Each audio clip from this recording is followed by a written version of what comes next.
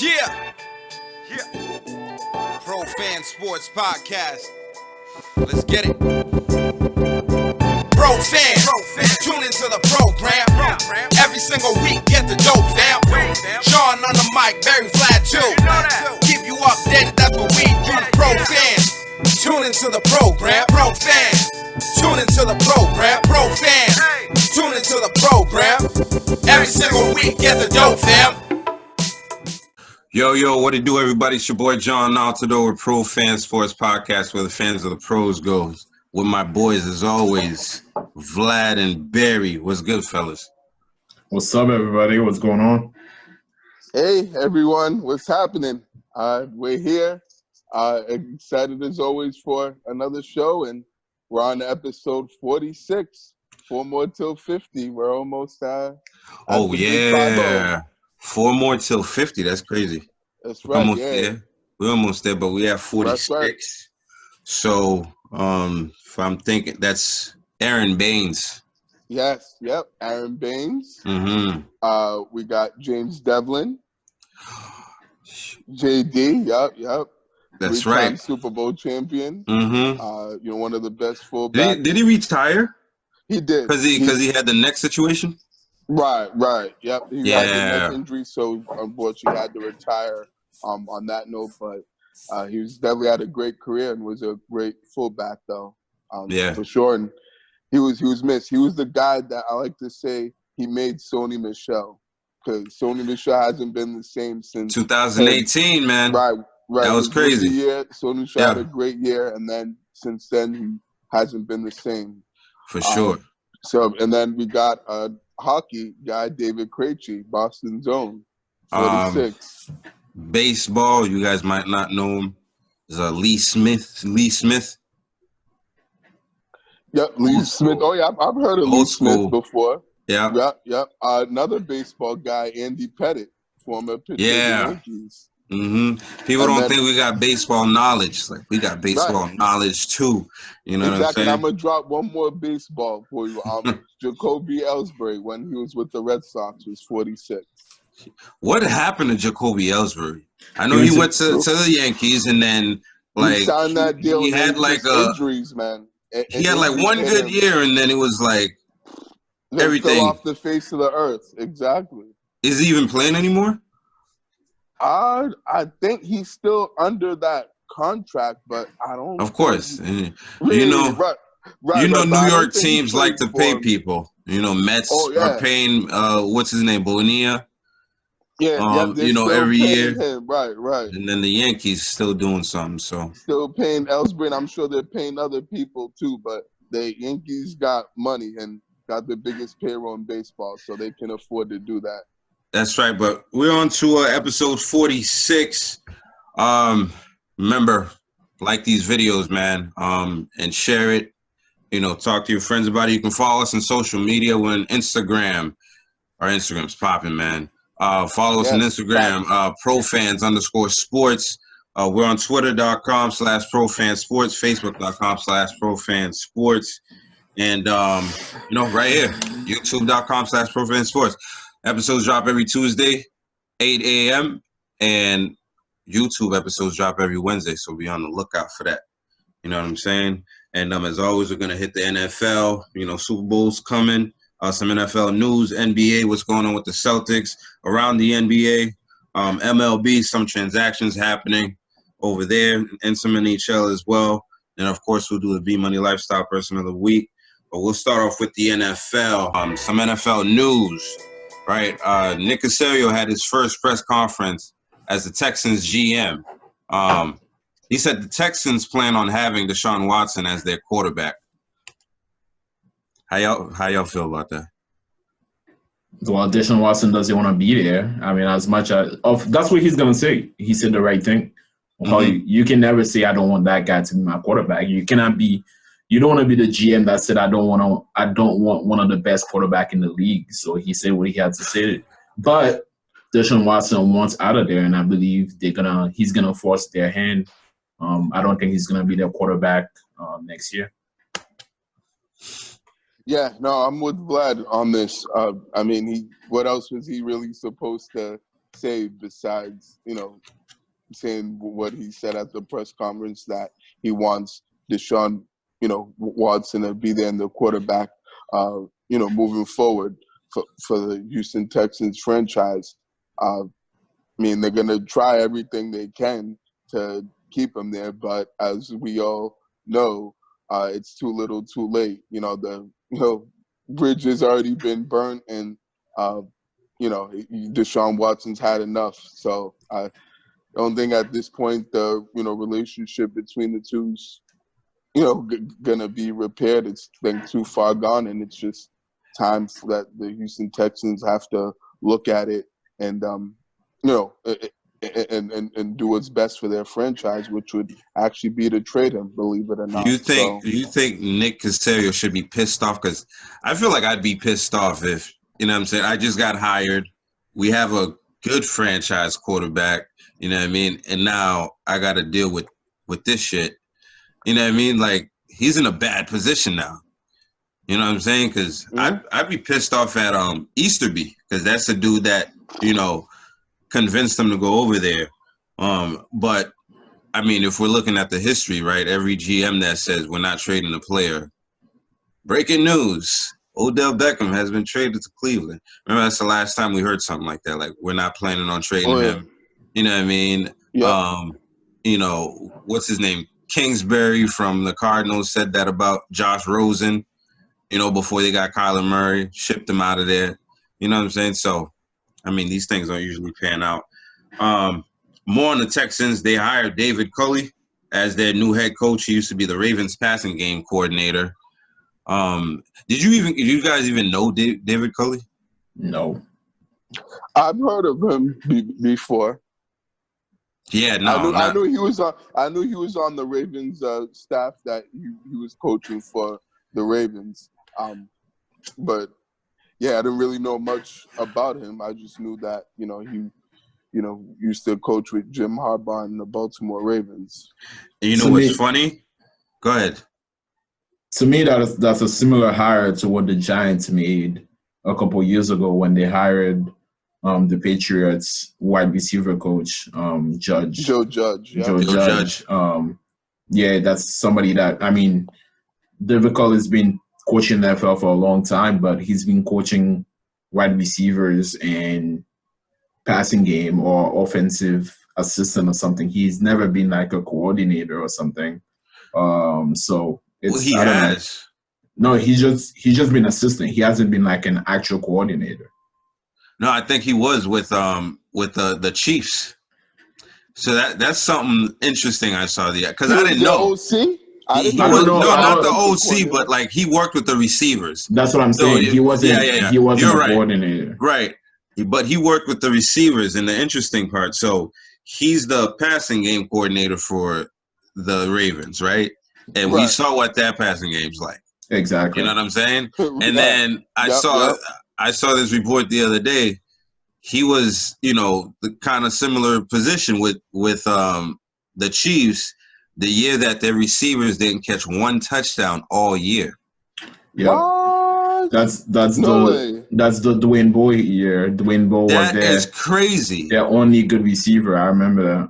Oh my goodness! Wow, yeah, so that is insane. I didn't realize that. And that's why I say that's similar to the Joe Judge hire, because the year the Joe Judge hire is the year that we basically our receivers special teams sucked. Our receivers didn't do anything. Right. So how can you hire a guy after that kind of season? So it's interesting. That's even more reason for Deshaun Jackson to want to get out of there. Right, because he's officially requested a trade. Yeah. And he also deleted all Texans information from his social media account. So, when the stars are pissed off, that's what they usually do, right? Yeah, that's the first step. Right. Right. It's like social media just like signifies everything that's happening. Like it confirms like, all right, he wants out of there. He took him off. You know what I mean? It's like you really can't do much. That's crazy though.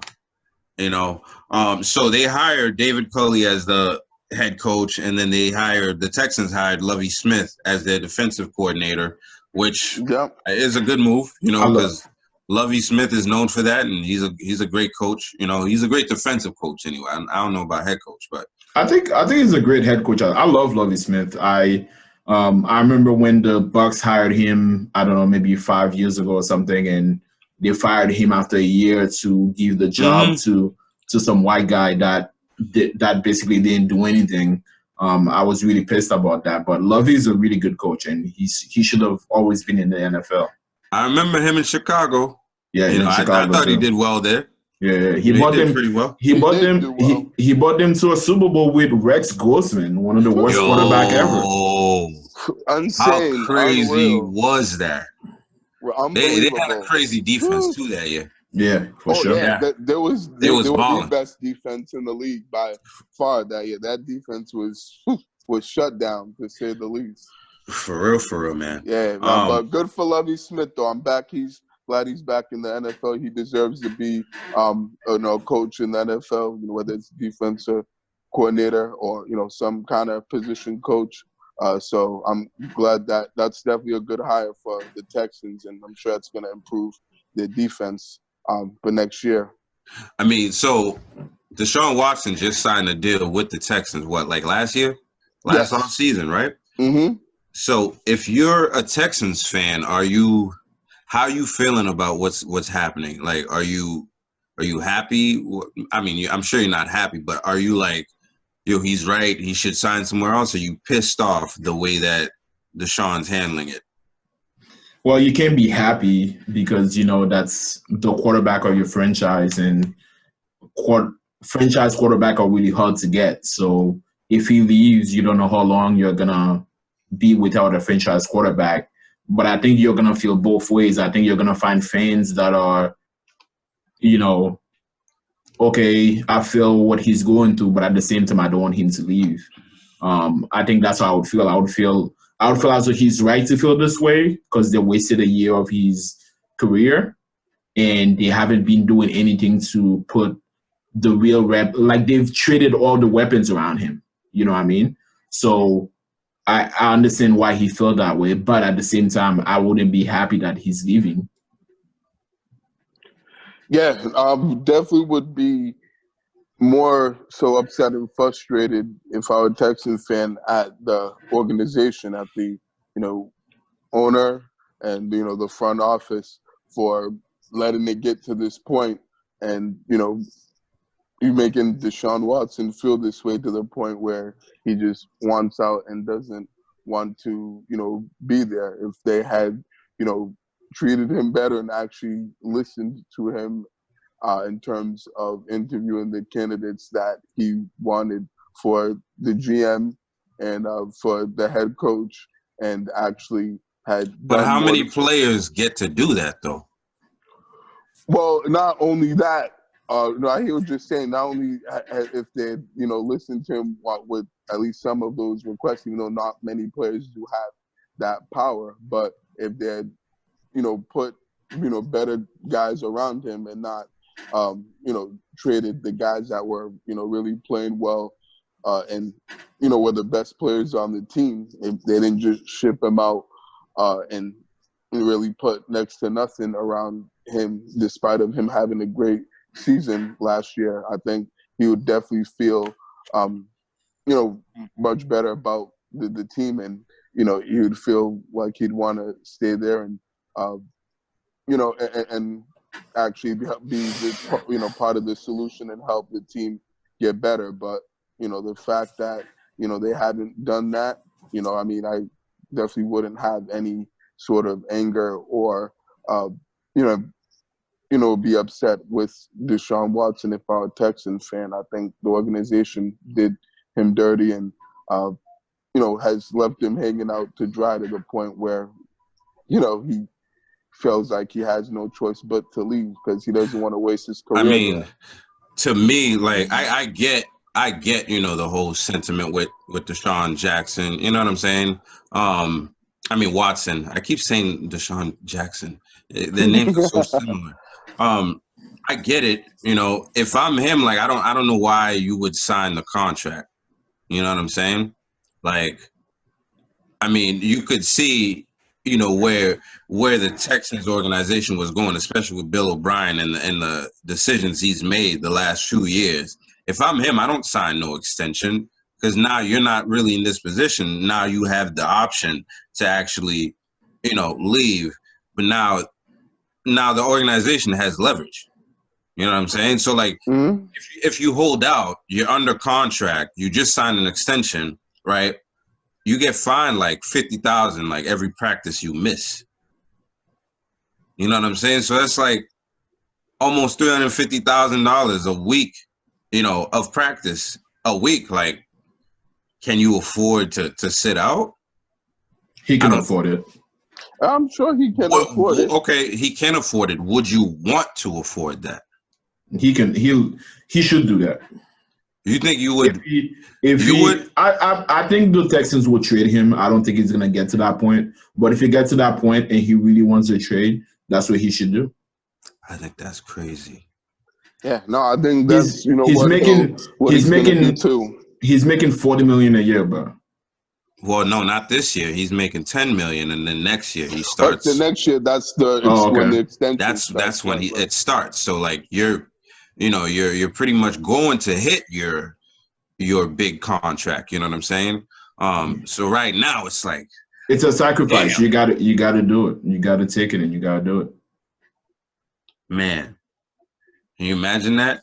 You know what I'm saying? Because I'm thinking about like.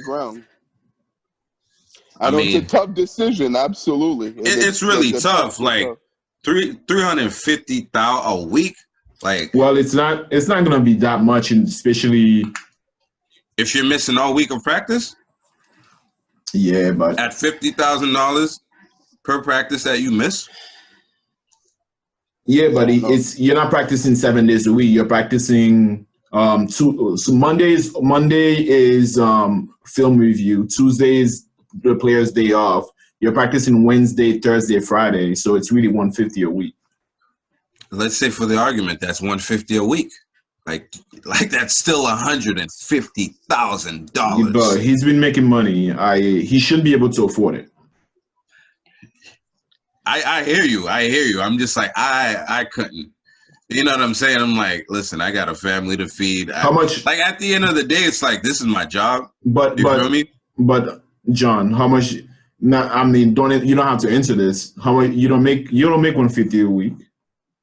150,000? Yeah. Hell no, that's why. That's what I mean. So you don't know what that's like. Yo, don't tell these people that. I might make 150 a week. You know what I'm saying? My fault. I don't.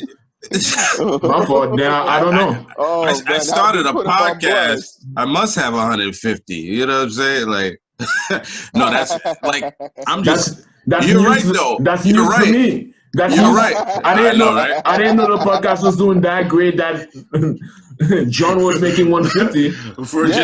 John must be balling and selling a lot of that podcast gear. No wonder why he's making that much. Everybody must be buying them up. Just sitting on the couch at home making that much. You know what I'm saying? No, I'm definitely thinking about it in like a regular man's perspective. Like I agree with that, but I'm just like, damn, But listen, I definitely want to see success for Deshaun Watson, for sure. And I don't know. We'll see what unfolds.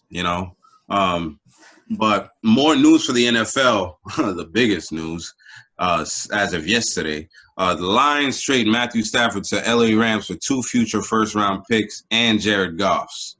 Okay, so they swapped quarterbacks. So they traded Jared Goff and gave up 2 first-rounders to get rid of him. Basically what happened. All right, 2 future first and the third rounder to this year's third rounder. That's the Rams got robbed blind, in my opinion. It seems like they're always trading their first rounders. That guy is not worth like every year. That guy is not worth that much to me. And I've been on this podcast many times talking about how much I don't like Matthew Stafford, and there's no way I'm trading that much capital for him. The Rams traded was the running back Todd Gurley. They traded Todd Gurley. They traded a first-round pick for the Patriots wide receiver. What's his name? Brandon Cooks. And now they're trading 2 first-round picks and Jared Goff and a third-round pick for this bum. To me, wow, he really to me, he's just an above average quarterback. To me, that's what he is. He's not a great quarterback. He's not a quarterback. He's got a quarterback that's going to put you in the playoffs, maybe, but he's 3 interceptions from losing you the game. That's how I feel about him. So, to me, the Lions came out of that deal victorious. They said they want to draft capital, man, and they got it. They got it, and they got a quarterback. That's the biggest part of it. The quarterback's very good. He's not very good, but nonetheless, he's not very good. But he's better than most of the quarterbacks the Lions have had, besides Matthew Stafford, obviously. He's been in the playoffs almost every year too. Well, that's because of the team around him. Look at it's still on his resume. Of course, you know what I'm saying. Any quarterback on that team, and they'll make the playoffs. Just about any quarterback. So to me, that's not really saying much that he's made the playoffs almost every year, because look who they have on that team and as a coach. Compare him to, Matthew Stafford. He's had some of the best receivers around him. He hasn't really taken his team nowhere. You know what I'm saying? Yeah, but he hasn't had the talent. My point is that Goff has had. He hasn't had the talent on defense. As in most recent years, I'm talking about recently, all right. Overall, as of late. Right. I agree with John. He has not had the defense, but he's had offensive talent. So I just think, like I said, he's gonna be good for the Rams. I think he's gonna play well. I think he's gonna have talent around him. The coaching is gonna put him in better positions. But I think that guy is an interception machine. He's going to throw 4 touchdowns and 3 interceptions. I mean, this year he did pretty well, 26 and 10. It wasn't too bad. It's not bad. That's a good ratio. With 4,000 passing yards. You know what I'm saying? It's not bad at all. I mean, listen, I personally, I was like, I wouldn't mind having Matthew Stafford. But the interesting thing is we hired Matt Patricia, and we talked about, would he want to come over here since Matt Patricia's here? And reports came out that he wanted to be traded anywhere but the Pats. You know what I mean? And, the rumor is main reason is because we signed Matt Patricia. I knew it. I knew that. I was just reading online. I didn't see too much about Matt Patricia. I think Matt Patricia probably has something to do with it as well. But I think the state of the team, look at what New England has become over the past year. A team with no tight end, no receivers, almost there's nothing around New England to be excited about. And, that's something that we talked about maybe a couple podcasts ago. It's just New England is not an exciting team for any quarterback to come to these days. I mean, I think that's definitely going to make it for an exciting offseason, though, right? Now you got 2 guys that's off the board, Stafford gone, Goff gone. You know what I'm saying? Now you don't have too many options. Do you guys think the Lions will keep Goff? I mean, what choice do they have? They don't have anybody else. No, exactly. Well, they have the capitals. They have the draft capitals. They could draft the guy. I'm sure they'll draft the guy, but I think for the at least, as of now and maybe for the next couple of years, definitely Goff will have to be there for at least the next 2 to 3 years. They may draft someone. I wouldn't draft someone this year. You know what I'm saying? Just because Goff is still young, and he's still a serviceable quarterback, right? And their coach now is a defensive guy. He's probably going to work on the defense, to help keep them in games like the Rams did. We'll see.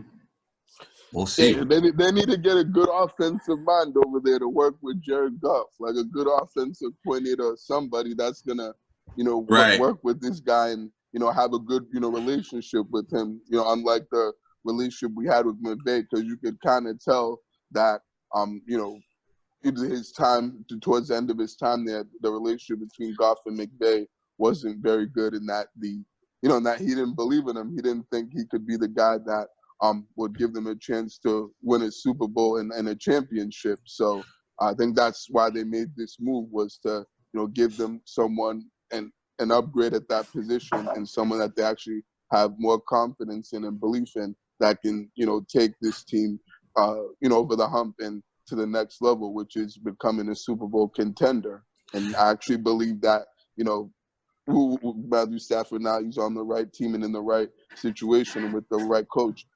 He's definitely capable of doing that with the team they have around him. Right, because I know a lot of it for Goff was like about processing information, on the field, like making adjustments and things like that, that he needed somebody in his ear telling him exactly what he needed to be doing until like the last second they turn the little radio thing off. But I heard there was like maybe the last 10 or 15 seconds where they just went off on him, and then he was on his own pretty much until the ball was snapped. I did. Right. You can talk to the quarterback till a certain amount of time left. You know what I'm saying? Yeah, it's like 12 seconds or something. Right. 12 seconds on the clock. Right. The fact that they have to be in his ear the whole time and they don't trust him with like the decision making stuff is not a good look for him. But I mean, I wish him luck for sure. Phillip Rivers retired. Right now, he gets a chance to go take care of his 9 kids at home. You know what I'm saying? Yeah. I think he made a joke. He's like, football team at home. Right. I think he made a joke. He's like, now me and my wife have a chance to start a family. Like, leave that lady alone, man. That's enough. That's enough. But I think he can pop as many as he wants. He got the money. What Cromartie got like 12? Remember the former? Like yeah, he got 12 kids. He had a vasectomy and he still got his wife pregnant. Right. And I think he's got about like at least 10 to 12 different BMs too, Antonio Cromartie. Oh. Yeah, that's the crazy part, is that like each one of those kids has a different, mom and stuff. So yeah, you don't believe in strapping up, man. He ain't about that life. He ain't about that. Now that Phillip Rivers, he's retired, right? Is he a Hall of Famer? No. I don't think he is. I think he's made one AFC championship. He's had great numbers. He's threw for 63,000 yards, 421 touchdown, 209 interception. And he's been in the playoffs on numerous occasions. He made 8 Pro Bowls. That's all great and all, but in my book, that doesn't make you a Hall of Famer. I think he's gonna get it. But if I'm voting, I'm not voting for him. I just think he's come up. Some of the Chargers team he had, he's come up way too short. I think he's had a great career, just not a Hall of Fame one. Yeah, I disagree with this one. I think Phillip Rivers is a Hall of Fame, quarterback, and he'll definitely be in there. Someday when his time comes for, to be on the ballot. He certainly been under the radar his whole career, but he's certainly performed very well and been consistent, always consistently leading his teams to the playoffs. Unfortunately, he was never able to win a Super Bowl, or he's never even been to one. Been to one. Well, as a spectator, he has. He's been watching a few times. He's been there. That's true. He hasn't played in one, but I'm sure he's been. As a fan, he be watching. Right. He's been out there and watching the game, no, for sure. But just getting back to him just being, that, constant, consistent guy who, plays every week. I think, definitely at the quarterback position, it's important to be durable. And this guy not only was he durable, but he played through a lot of injuries, and he was one of the toughest, guys in the league that was already available, always available every Sunday. And I think that definitely means something, to me as well, to I'm sure a lot of people, if you're able to battle through the injuries that he's been through and still be out there and still be effective and perform well at a high level. He even played that AFC Championship game against the Pats with the torn ACL. I can remember that. And, he wasn't supposed to play that game, and I don't know how he was able to get medically cleared to play that game, because we all knew he had a torn ACL, but he was still out there and try to tough it out. And, unfortunately didn't obviously win the game, but just he's always had that, the biggest heart and the biggest, level of toughness and grit. And I think that definitely matters at that quarterback position. So I think for sure Phillip Rivers is a Hall of Famer in my book. Yeah, I mean, for me, I think he's a Hall of Famer because, I don't care if this dude has 2 Super Bowls, against Tom Brady. If Eli Manning can make it, all right, Phillip Rivers deserves to make it. You know what I'm saying? Phillip Rivers took over for Drew Brees, and he performed his whole career. You know what I'm saying? He's always been in a conversation as one of the top quarterbacks in the league. Especially in his prime. At the same time as Tom Brady, Aaron Rodgers, Peyton Manning. You know what I'm saying? Ben Roethlisberger. He's always been relevant. He's always put up numbers. He's been a tough guy for sure. And, he plays with fire. You know what I'm saying? And I think he's put up enough of the numbers to make it. You know what I'm saying? And I feel like some of those years he's led the league in at least a few categories. And I don't think Eli Manning's done that ever. So to me, I think there's so many people in the NFL Hall of Fame that just shouldn't be in there, period. But I agree with that. And no, I'm with that. And my threshold for what a Hall of Famer is pretty high. And a guy that's never been an MVP, he's led the league in passing yards, touchdowns before, and that's great and all, but those are all stats. Yeah. I want you to lead your team to victory. I want you to be into a couple Super Bowls at least. You just haven't done that. I just cannot. And you had one of the greatest running backs at your side and one of the greatest tight ends at your side, and you just couldn't do. You haven't done as much as get over the hump. You just haven't been able to do that.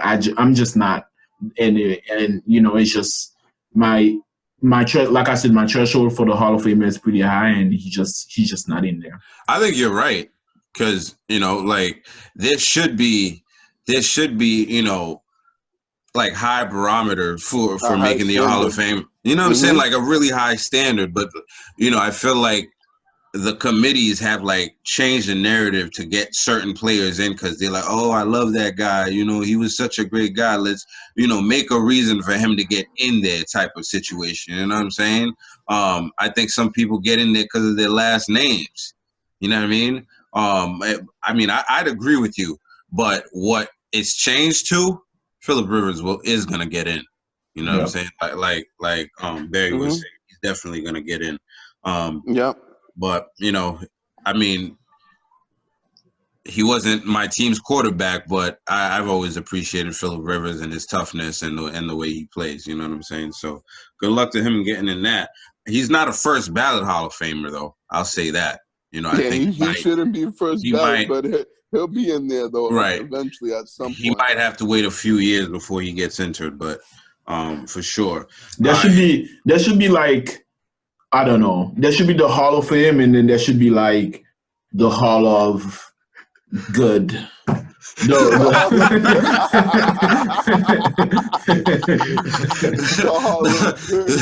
Hall of OKs. Yeah. Just and that's where Philip Rivers, because the reason why that is I cannot put a guy like Philip Rivers where Tom Brady is gonna be. A guy like that, Tom Brady deserves to be in his own category, right? Same thing for even Peyton Manning didn't have a great career as Tom Brady, but I'm gonna put Peyton Manning here because Peyton Manning changed the game. The way the quarterback position has played, Peyton Manning changed that. So a guy like Tom Brady deserved to be right where Peyton Manning is. Same for Joe Montana. You know what I mean? But a guy like Philip Rivers and the other Manning, Eli Manning, Hall of Good, that's where you guys belong. Hall of almost made it. Sure. I was just gonna say quick comparison. You know what Philip Rivers reminds me of in a sense? Dan Marino. No, Dan Marino went. Super Bowl. He went to the there Super Bowl once. Yeah. He lost to Joe Montana, but he was a guy that would always put up really good, numbers and stuff. His numbers would always be at the top of the league in terms of his passing yards, his, touchdowns, his completion percentage. But, he just never won the big one. Same thing with Philip Rivers. They just never won the big game, even though their numbers were just as good as any quarterback in that era that they played in.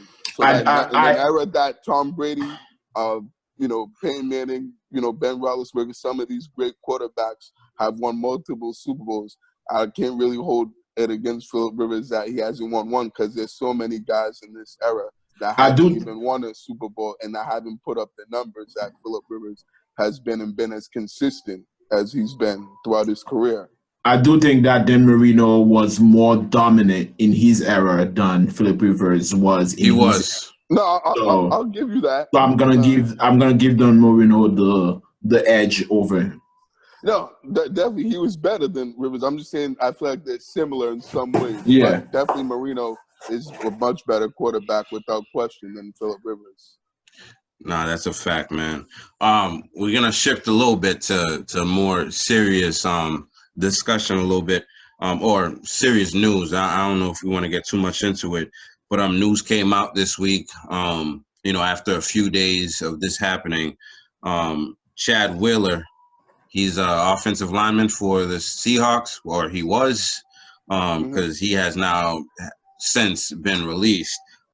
He assaulted his girlfriend, and it was bad. You know what I'm saying? Yeah. He assaulted his girlfriend. He was like, beating her, asking her if she's still alive. Well, what happened was he choked her and she passed out and he thought she died. And then she woke up and then he asked her, oh wow, you're still alive. Wow. Well, anyways, wow. I put that on the agenda just because I think the NFL has a domestic violence issue, and it's been guys after guys over their lifetime really just getting into these domestic violence situations. And one, I think that's something the NFL needs to address, and I think there's a culture of machismo and masculinity in the NFL that promotes that kind of behavior, that kind of talk, and that's something the NFL needs to address. That's first of all. Second of all, I think the way Chad Wheeler situation happened compared to the way the Ray Rice situation happened, compared to the way the Ezekiel Elliott situation happened, is obviously there is some sort of racial content to it, where the Chad Wheeler and even there was a kicker from the New York Giants that was going through the same thing. Those John guys, Brown, I believe. Those guys didn't get as much hate as publicity as the media pain. Exactly. Scrutiny. Listen. All those guys. I'm not saying I'm not saying those guys should have gotten a pass. I'm not saying, but the Chad Wheelers of the world needs to get as much hate as those guys did. Same energy. Because when the Ezekiel Elliott thing happened, Ezekiel Elliott wasn't arrested. He wasn't charged. Nothing happened. You know what I mean? I'm not saying he didn't do it, but I'm saying he didn't have any obstruction with the law and the NFL suspended him for 6 games. And the Chad Wheeler situation, the Seahawks tried to keep it under wraps, trying to, you know what I mean? It's just there's not much being talked about it. So the NFL is trying to let it go silently, which we just cannot agree with. One, so like I said, one, the domestic violence situation is really bad, and two, the way they treat the black players compared to the white players when that thing happened is also wrong. And they need to address both of them. Absolutely. No, I think that Vlad really said it all there, and it made some great points as far as what the issue is with domestic violence in the NFL. I mean, it's just unacceptable, particularly with what happened in this situation with Chad Wheeler. Like, you can't have that in this league, and that shouldn't even be happening. Not even in the league, but just in real life. Men shouldn't be treating, women like that under any circumstance. I don't care, how rich you are and how successful, you are. It just shouldn't happen. It's inexcusable, point blank, period. So, and it's sad that the Seahawks, tried to, cover it up somehow, or like you said, keep it under wraps and not really say anything about it until it got out to the public, and it was more well known to the point where they had no choice but to do something about it and to release him and void his contract. It's pretty sad that they did that to in this situation, when, as if it was like you said, that if it was for a black player, like, he would have been released in a heartbeat, and this thing would have been blown up a lot sooner than it was for a white player. And it's just unfair. It's just unfair, and it's frustrating when you see, how it is being treated as for a black player as opposed to a white player. It definitely needs to change ASAP, and I hope it does moving forward, because this just can't happen. I'm disgusted by the situation. I almost threw up and was sick to my stomach when I saw the pictures and was reading the article about what had happened. So, I just hope that this is the end and that things change in the NFL moving forward, because this just needs to stop. It really does. Yeah, I posted about it on our Instagram, profans_sports. Follow it. I mean, I think this thing is not just like an NFL issue. It's a societal issue. You know what I'm saying? Like, this shit, because I mean, I've seen domestic violence up close. You know what I'm saying? Domestic violence up close, and it's not something you want to go through. It's not something you want to see anybody else go through, your loved ones, whoever. You know what I'm saying? And it's like, it's crazy, because, you're with these women, and, they look at you as like the protector, and, they feel safe with you and stuff like that. And then you turn around and almost kill them. You know what I'm saying? It's like, I've never heard anything like this in the NFL before. I've heard of, the domestic, like, this chick passed out long enough for you to think she was dead. You know what I'm saying? Like, and I have an issue with it coming out like 3 days after it happened, as opposed to like right away. Yeah. You know what I mean? Now, I understand, this Wheeler kid, I don't know who he is. Nobody knows who he is. He's a backup. He's not a star. He's a backup. He's a backup. Garbage. You know what I'm saying? Right, I understand. Exactly. Nobody. I understand he's that. But like Vlad was saying, like, keep that same energy. And you can almost sense like some effort by the NFL to like keep these things under wraps, because they know it's a fucking black eye on the league. Because every single off season, during the season, off season, we've had guys that killed their wives, that punched them out. You know what I'm saying? That's put them in crazy amounts of dangers. That's kidnapped. It's like, what are you guys doing? You know what I'm saying? It's like, we need to do everything in our power to make sure that we're not employing guys like that at all. You know what I'm saying? Like, Absolutely. It's a major fucking problem. And I know we all got moms, sisters, and stuff, man. And I don't know what I'd do if I'm this person's relative. You know what I'm saying?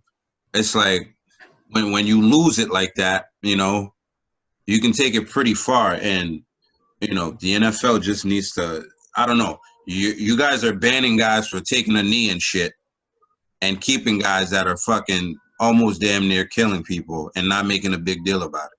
You know what I'm saying? This guy's face should be all over everything. Everything NFL, every single platform, but it wasn't, you know, until a few days later, until, you know what I'm saying? And then on top of that, he gets all the attention, and then the young woman, like, we're not even really talking about her at all, you know what I'm saying? At the end of the day, like, she went through this shit, and it's like she should be like the focal point. And then I heard something about them bringing up mental health. Oh, yeah. he's like what? Yo. Well, they said that he has bipolar, and he wasn't. I don't give a damn what he got. Okay, exactly. like he wasn't taking the time. That's still unacceptable. It's not the time, bro. Like, I don't give a shit what he got. I don't think schizophrenia like makes you want to like beat people to the brink of death. Like, dude, something's off in you. You know what I mean? More than whatever sickness you have. Like, this is, I don't know. I feel like you have to have desires to do shit like that. You know what I mean? No, for real. I'm with you, John. And I think this dude is just sick. And I ain't even want to spend too much time, you know, speaking on him. But the NFL, like Vlad was saying, definitely needs to address this. Like, these guys need to go to, like, you know, domestic violence courses. Like, even the people that don't go through this shit. Like, all y'all. All you know of them, them. saying? All of them, yeah. They, you know what I'm saying? To implement something, some kind of program. Right. Because if some shit, right. If some shit happens in our companies, they're going to send us all the training. So, like, send all these motherfuckers to training. You're getting fired. You're getting fired. Training. You're getting fired. Exactly. Well, right. the culprit is getting fired, and we're all going to go on training just because that happened. Yeah. You know what I'm saying? Right, they need to implement something like that. You know, they implement everything else. So, you know, I don't think a few hours of a course will hurt them with their product, and that would be a good look. But let's move on to some exciting stuff, because that was kind of heavy. Super Bowl is coming. Yes, right? Next Sunday. Next Sunday. So you'll get this podcast, and then you'll get another podcast after the Super Bowl. So we won't get to talk to y'all until after the Super Bowl for episode 47, right? You guys excited? Oh yeah, yes, absolutely. Can't wait. Shoot, I'm ecstatic. Excited is an understatement. You guys got plans? My boy is in the Super Bowl. Like, come on now. Why wouldn't I be excited? Right. Why wouldn't I be? TB12. My TB12 is in the Super Bowl. I'm as excited as ever, man. I mean, you know, sometimes you get Super Bowls, and I'm always excited for the Super Bowl. Like, it's one event to me. It's like it's almost like it's like a big event to me. You know what I mean? It's like to me, it's almost like Thanksgiving. A holiday? Thanksgiving. Holiday, right? A national holiday. Thanksgiving, Christmas. It's like, to me, the Super Bowl is almost like that. I mean, I'm excited. I don't have any plans right now because of COVID.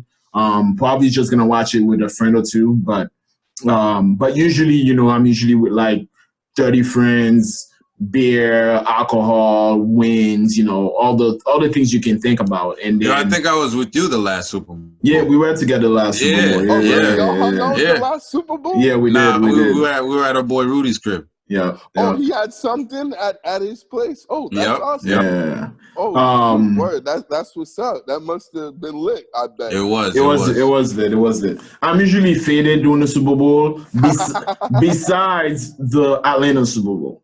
That's the one Super Bowl where shit got too serious for me. I was like, nah. Oh, y'all need to get away from me right now. This game is not going the way I want it. We need to focus. So that's the only Super Bowl. But besides that, I'm usually having a good time. I love the Super Bowl, man. One of my favorite time of the year. What's your favorite Super Bowl? Wow. So I wasn't here for the first 3 Super Bowls that the Patriots won. Mm-hmm. I was in Haiti. So the first Super Bowl I actually watched us win was the one against the Seahawks. And I think that's literally one of my favorite. Nice. That was a good one. I like that one too. That was a good one. Barry, what you Malcolm got? Butler interception at the 1 yard line. We got so excited we knocked down the TV. Oh shoot! Oh no, we didn't knock it out. The power went out from the TV. The power ran out. Oh shoot! No way! What? We got that because that interception was everything. Oh yeah, absolutely. On New England talk, we lost that game. We were like, okay, it's happening again. It's happening again. We're gonna lose that game, and then oh my god, I can relive it right now. Just thinking about it right now, I just can't. Wow, that was unbelievable. Yeah. Yeah. No, absolutely. That sure was. Unbelievable moment, and and I remember where I was too at that Super Bowl. For sure, I think it was at my buddy Joe Mazeka's house. Shout out to Joe, and we were going crazy too when when I saw that interception. I thought they'd lost the game too, as well as the other friends that were. They should have. With me, like we were all just like down and just had our faces like this on the TV. Like just depressed and just like what's your favorite Super Bowl though, Barry? Favorite one, and that's tough. Shoot, I mean it's got to be the Atlanta Super Bowl. I got to go with that one. I mean coming back from 28-3 when we all thought the game was really over and that the Patriots were going to get blown out and lose the game and. And lose another Super Bowl, and get not only that, but get embarrassed because they were getting their asses kicked in the first half and really in the first 3 quarters, and then just that end of the third quarter when they got that touchdown, and that kind of got things going, and then as soon as that Hightower strip sack happened and they recovered it and got a touchdown from that.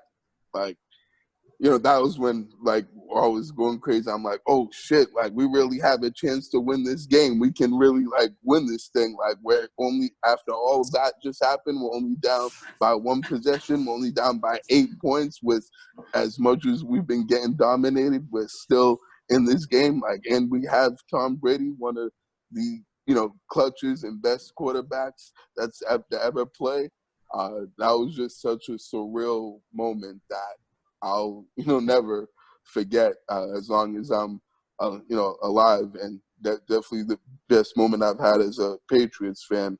And then, when they, won it in overtime, we were all just jumping up and down, enjoying, screaming at the top of our lungs, and, went outside and scrambled some more and jumped some more. And then we went to the bar down the street to celebrate, and the DJ was playing music, and we're all just so happy and drinking and singing and just having drinking the time and singing of our lives. And like that was, I think, one of the best nights I've had, and I could honestly say I lived the B Money lifestyle to the fullest that night. And and yeah, it was just so awesome.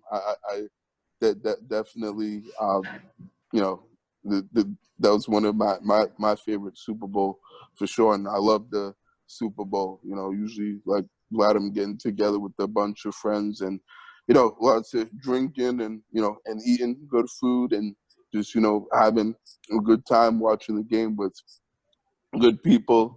As far as this year goes, we still don't have any plans yet. Probably maybe get together with a couple of friends, like a small group, since can't really get together with too many people due to the circumstance that we're in.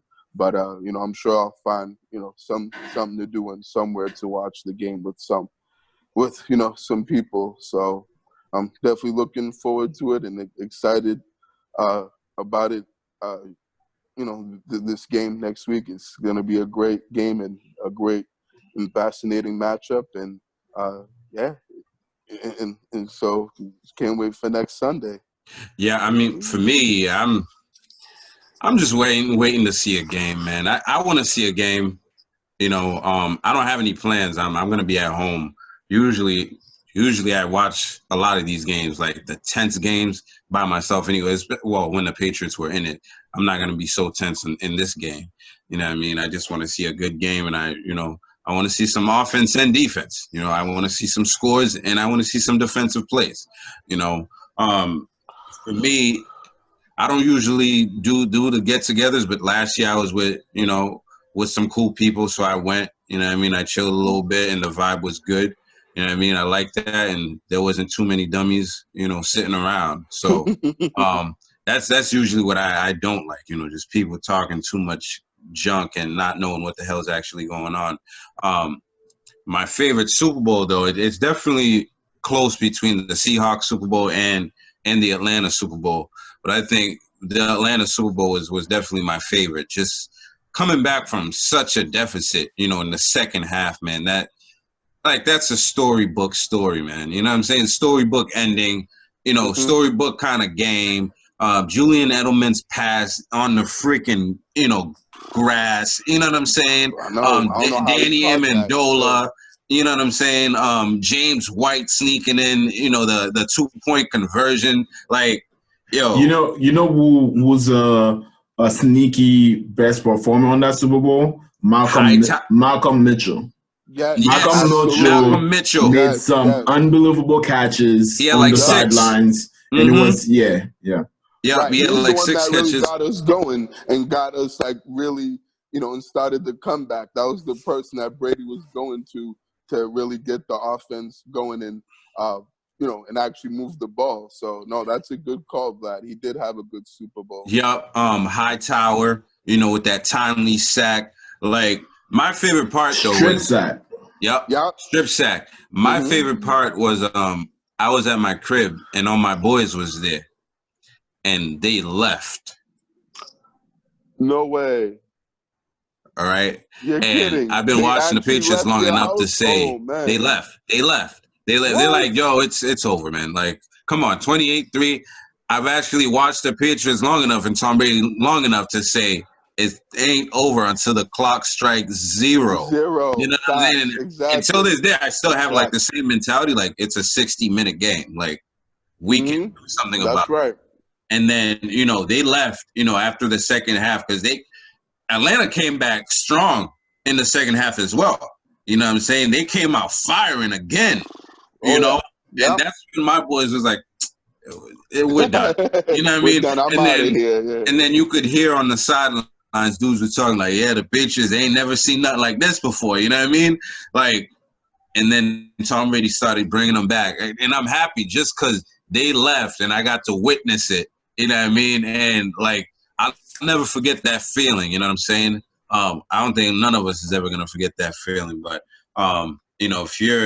if you're a fan of football, that should be one of the greatest football games you've ever seen in your life, ever. And I don't know if you're going to see something quite like that again, in the same circumstances. No, you know what I'm saying? Once in a lifetime, for sure. Man, that, if you were still talking about Brady, arguably the best, like, man, shut up. All right. That game solidified and justified him as the GOAT. That was the game, and that was the moment that, like, just put him on a whole another level and be like, yeah, this guy's past Montana. He's the greatest of all time that's ever played. I heard Patrick Mahomes was like, going up against, arguably the best quarterback. That's it. No, there's no argument. Like, exactly. There's no argument. You know what I'm saying? Right. It's pretty clear now. What's your favorite Super Bowl commercial?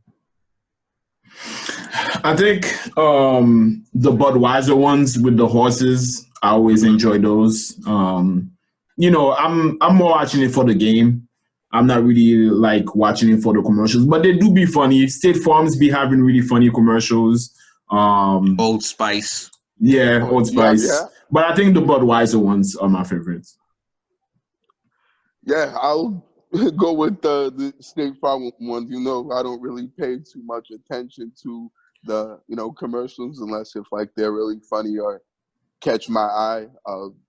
Since I'm more, focused on the game and what's going on with that. But yeah, if I had to choose one, I'd probably go with the State Farm ones. They do be coming up with some funny ones, especially the ones that Chris Paul is in, and then, Aaron Rodgers too. So, yeah, I think definitely those are the ones that are pretty hilarious. So, I like and stand out to me.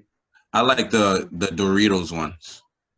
They always have some really Ooh, funny. That's true. That's true. Especially the one yes. with the little boy. It's like, don't touch my. Yeah. That's true. That's Yeah, true. That's yeah. true. Yeah. No, that's a good point. They do have I like the some good Doritos ones. too. Doritos. So the Weeknd's gonna be performing in halftime. Yep. Yeah, I'm actually gonna watch the halftime show. They said he's actually spending $7 million of his own money to make it like a really crazy halftime show.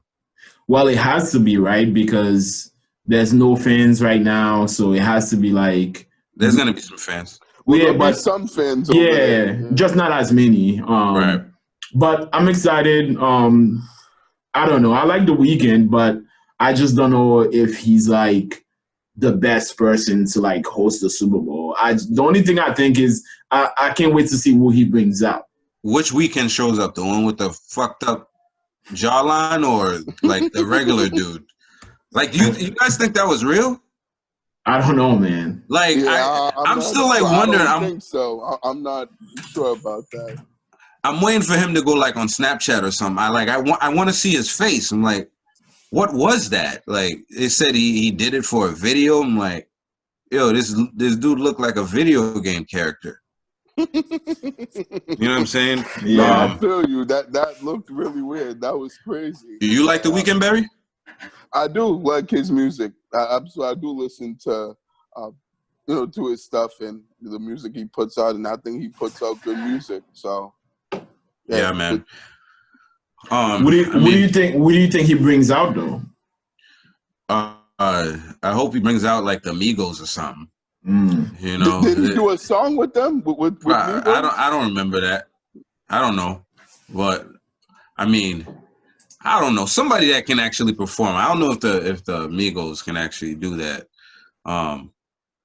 Maybe he'll bring out Drake because they have music together. Right. Oh, He's done some songs with Drake. He's not bringing out Drake. Come on. Right, Drake would take over the spotlight, right? Drake brings out somebody. Absolutely. Nobody brings. You know what I mean? Come on. Right. Nobody brings out Drake. No, I mean you can bring him out, but at the Super Bowl, Drake will be the headline. Exactly. No one's gonna say a word about you and just gonna talk about Drake. I think it's funny that the Super Bowl is getting like actual real acts again, thanks to Jay-Z. Jay-Z? Whatever the hell he's doing. Jay-Z, baby. Mhm. Yeah, and I like the Jennifer Lopez and Shakira act that they did. I thought that was awesome. They did a phenomenal and fantastic job with that Super Bowl halftime performance. Yeah, I definitely loved that. I wasn't glued to the TV for that one. You know why? Oh, really? Nah, that was a good performance. They performed really well. Yeah, It was they did good. a great job. Yeah, I just wasn't glued to the TV. But you know who? If The Weeknd brings out wow, I just thought about it and I forgot. But the guy Astroworld. Astroworld, the Travis Scott. Travis Scott. If he brings out Travis Scott, I think that'd be crazy. That would be crazy. I think that would That's be crazy. true, but then again, it's like the same thing you just said for Drake. Do people really bring out Travis Scott? Like Travis Scott would take I can over see you the bringing. headlines. I can see you bringing out Travis Scott before you bring out Drake. For sure. No, that's Yeah. fair. That's definitely fair for sure. I think Travis Scott's music is made for like a venue like that. Exactly. That you would go Facts. crazy. Oh Yeah. yeah, no, That's that a would be turn. lit for sure. Yeah. That's a vibe, man. No doubt. Let's get into the game a little bit though. So I mean, we got to break it down, right? So Chiefs versus Bucks, real sports talk now. What are the keys to the Chiefs winning the Super Bowl? Or what are the keys to Tampa Bay winning the Super Bowl? You can answer both. Who do you guys think will be the MVP?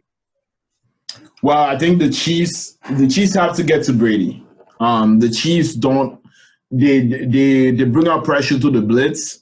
And lately, Brady hasn't been that good against the blitz lately. I think he's been playing, not playing scared, but as good as he used to be against the blitz, I don't think he's that good against the blitz with the Bucks. With the Patriots, when they blitz Brady usually have a running back waiting for the ball, a hot route with Edelman or Amendola or something.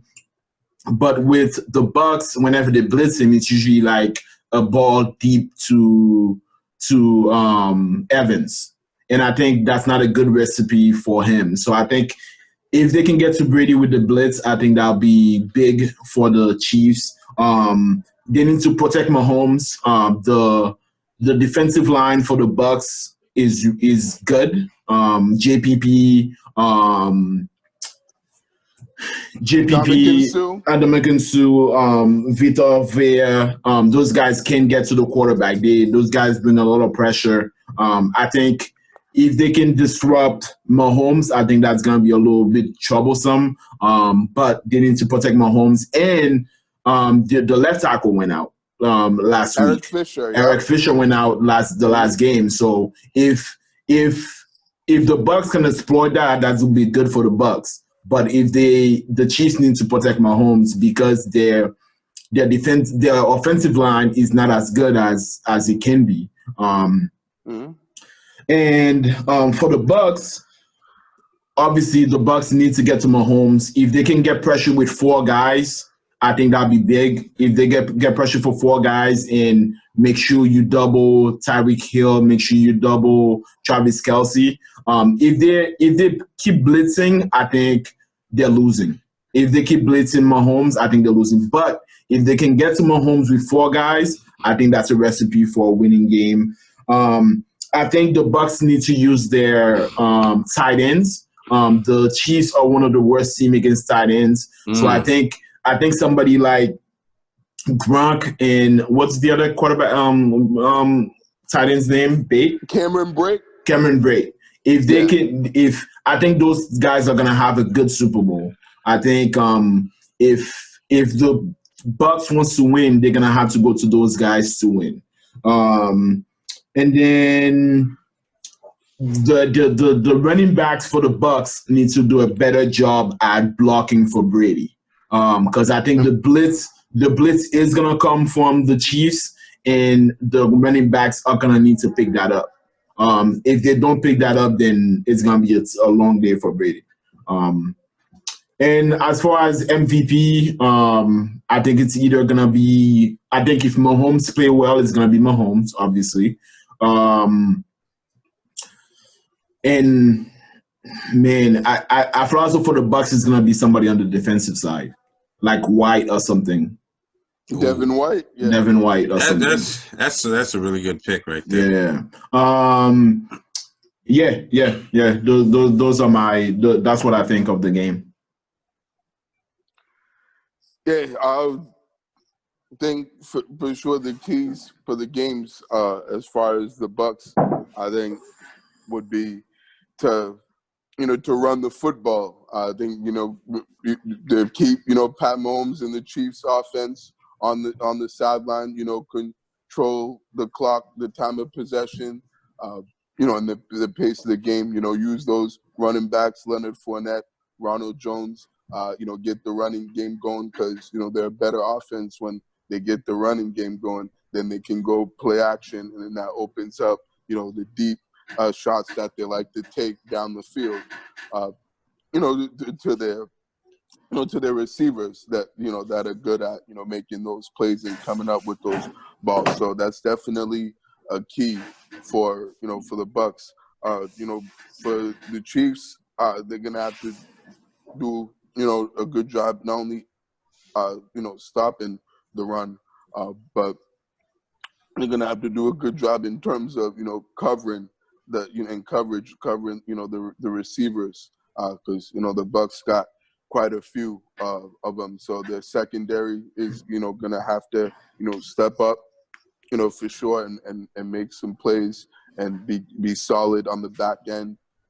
And like you said, they're gonna have to get they can't blitz all day because smart of a quarterback is Brady. He's gonna pick that up and and find a way to pick you apart if you blitz him all day. So so I think definitely the Chiefs, the defensive coordinator Steve Spagnuolo, who's had some success against Tom Brady. Tom Brady, particularly in the Super Bowl. Super Bowls. for sure with the Giants, since he used to be the defensive coordinator over there with them. I think he certainly has to come up with good game plan of like you said, switching up their their coverages and and what they're in as far as I think you have to play more man though, because playing zone against Tom Brady, like that's either that's not going to work out too well for you more times than not. But you definitely got to mix some man and some zone in there, disguise your coverages and make sure you keep him guessing as far as what kind of coverage you're in. But I think for the Bucs, definitely as long as they're a balanced, offense, running the football and then, playing off their running game, they should have some success against the Chiefs defense, because the Chiefs' weakness has always been not being able to stop the run. So particularly in the last year's Super Bowl, 49ers were averaging about 6 yards a carry against them before. For whatever reason, they got away from the run and started passing the ball. But I think that's how you got to start. You play against them. As far as the other side of the ball, the Chiefs, I mean, they just really have to do, what they do, offensively. Starting, with Pat Mahomes.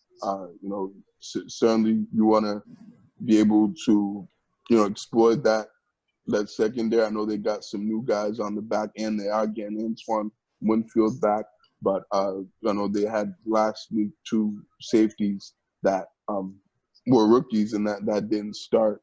On the Bucs hadn't played that much, so I think certainly being able to exploit that, I'm sure they'll come up with some ways to get some favorable matchups against those guys. I'm sure it'll help having Sammy Watkins and Le'Veon Bell back. So I think on top of what they already have. So I think with the Chiefs, they just need to be able to obviously not only throw the football, but run it with Edwards-Helaire. I think that will certainly make Pat Mahomes' job easier, since he still has that turf toe. So I don't think you want to be relying too much on him and being able to run outside the pocket. So I think it will help if they're able to get some kind of running game going and take the pressure off of Pat Mahomes. And with the Bucs defensively, they definitely got to be aggressive. Without question, you can't just sit back there and and be too conservative against the Chiefs. Like, yeah, you're gonna sometimes when you rush 4 and drop and drop 7, but you got to pick your spots and know when to when to be aggressive and when not to. So I think that's certainly Todd Bowles, the defensive coordinator of the Bucs, is gonna have to do a good job of that as well. Like similar to Steve Spagnuolo, mixing up coverages, disguising, and keeping Pat Mahomes on his toes. So I think definitely those are the main keys for for both teams. I think as far as the Super Bowl MVP goes, for the Chiefs, I'm not going to go with the obvious pick. Patrick Mahomes. I think everybody, thinks that he's going to be the MVP if they play well. I think a guy that could get it, is Tyreek Hill for sure. I think certainly especially with the success that he had when they played the Bucs earlier this season, particularly in the first quarter, then he went off for like 200 yards or something like that and like 3 touchdowns. So I think he's certainly a guy that's capable of getting the MVP. For the Bucs, if it's not Tom Brady, I'm gonna go with I'm gonna go with Chris Godwin. I think Chris Godwin could be a guy that gets it, or someone on the defensive side like a Levante David, the other stud linebacker, could also be able to to get it as well. So I think those would be, guys that I would think have the best chance of getting Super Bowl MVP other than the quarterbacks. Yeah. I mean, this game's going to come down to a lot, but I think some of the main things that it's going to come down to is, for sure, the Chiefs being able to, limit Brady, getting him off his spot. Like you guys were saying, Steve Spagnuolo, having played Brady before in the Super Bowl and kind of like knowing what to do a little bit, but we all know that Tom Brady, he obsesses over the games that he's lost. So I don't know if you're going to throw anything at him from that game that he hasn't been obsessing about over the past few years, because those are the ones he lost and, he hates those the most. So, he's always going to make his adjustments, but for sure their defense has to do something. Tom Brady cannot throw interceptions, right? He has to protect the ball, and he definitely has to run the ball like Barry was saying.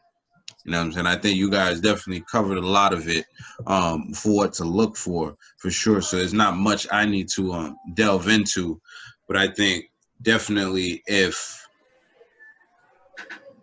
they, like the Bucs defensive line, they need to be playing like they've been playing the last couple of weeks, right? Because you can see when they played Breeze, they took him off his spot. They played Rodgers, took him off his spot. He was completing passes. He completed like 350 yards or whatever you got for the game, but that's because they had to. They weren't having much success anywhere else, and those passes didn't do much damage either. You were able to get completions, but they weren't like taking over the game or anything like that. So their defense definitely has to come up. They definitely have to play zone, because I don't know who's going to man cover Tyreek Hill. Like, that guy's going to blow up your coverage. Right. Well, you got to double Tyreek Hill. You got to have at least two guys on him. You got to have somebody over the top. So right. I think on both sides it's going to come down to their defense, because the Bucs have advantages at wide receiver, and so does Chiefs, Patrick Mahomes, and they put numbers up like crazy. They put numbers up so fast. It's not even like, I've never seen anything like it. Like, these guys can throw an interception, get an interception, run back for a touchdown, and they're like, yo, we're good. We're gonna get back in this thing. And I've never seen teams get back in the games as fast as the Chiefs do. So we know that their offense is high powered. They're like the greatest show on turf all over again.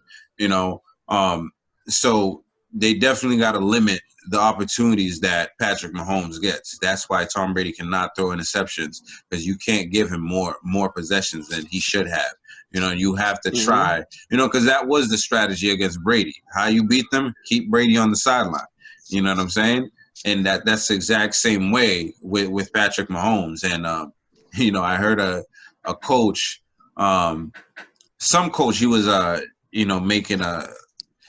he was talking about the Chiefs and Patrick Mahomes. He's like, yeah, don't trust Patrick Mahomes. He'll make a play, act like he fell down, and then he's going to act like, his foot bothers him a little bit and run it 20 yards on you. You know what I'm saying? So, they definitely have to be on their P's and Q's.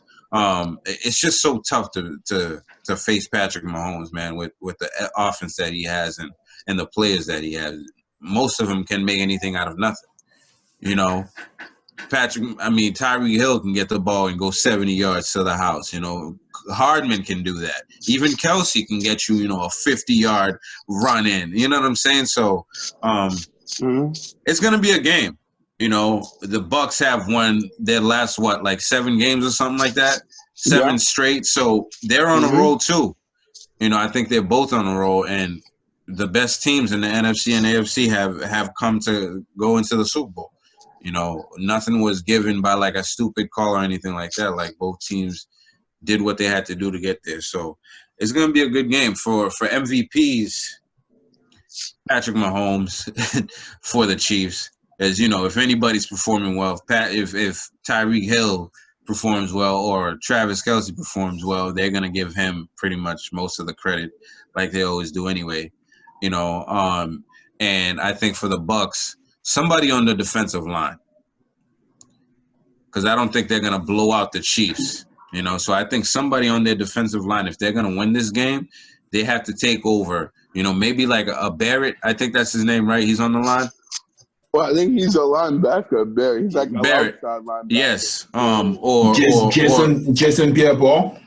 Jason Pierre-Paul. He could be an MVP. You know what I'm saying? So I think it's definitely going to come on the defensive side for the Bucks. We'll see what happens. You know what I'm saying? Some more notable stuff about the game that's coming up. You know, some chatter has started coming out. You know, particularly from this guy, because I feel like now he's kind of like, you know how when a team starts winning and then the narrative starts to change about them? You know what I'm saying? Because at some point, the Patriots were like, you know, the darling of the NFL. They're like, we're all Patriots, you know, Robert Kraft, and everybody's like, yeah. You know, and then we went back to the Super Bowl. They're like, oh, fuck the Patriots. You know what I'm saying? Yeah. So I feel like that's starting to shift onto the Chiefs because Stephen A. Smith was saying the other day, like, yo, if you put Deshaun Watson on the Chiefs, he does the same thing Patrick Mahomes is doing. Like, they don't give him credit, blah, blah, blah. So I'm like, damn, that's already started.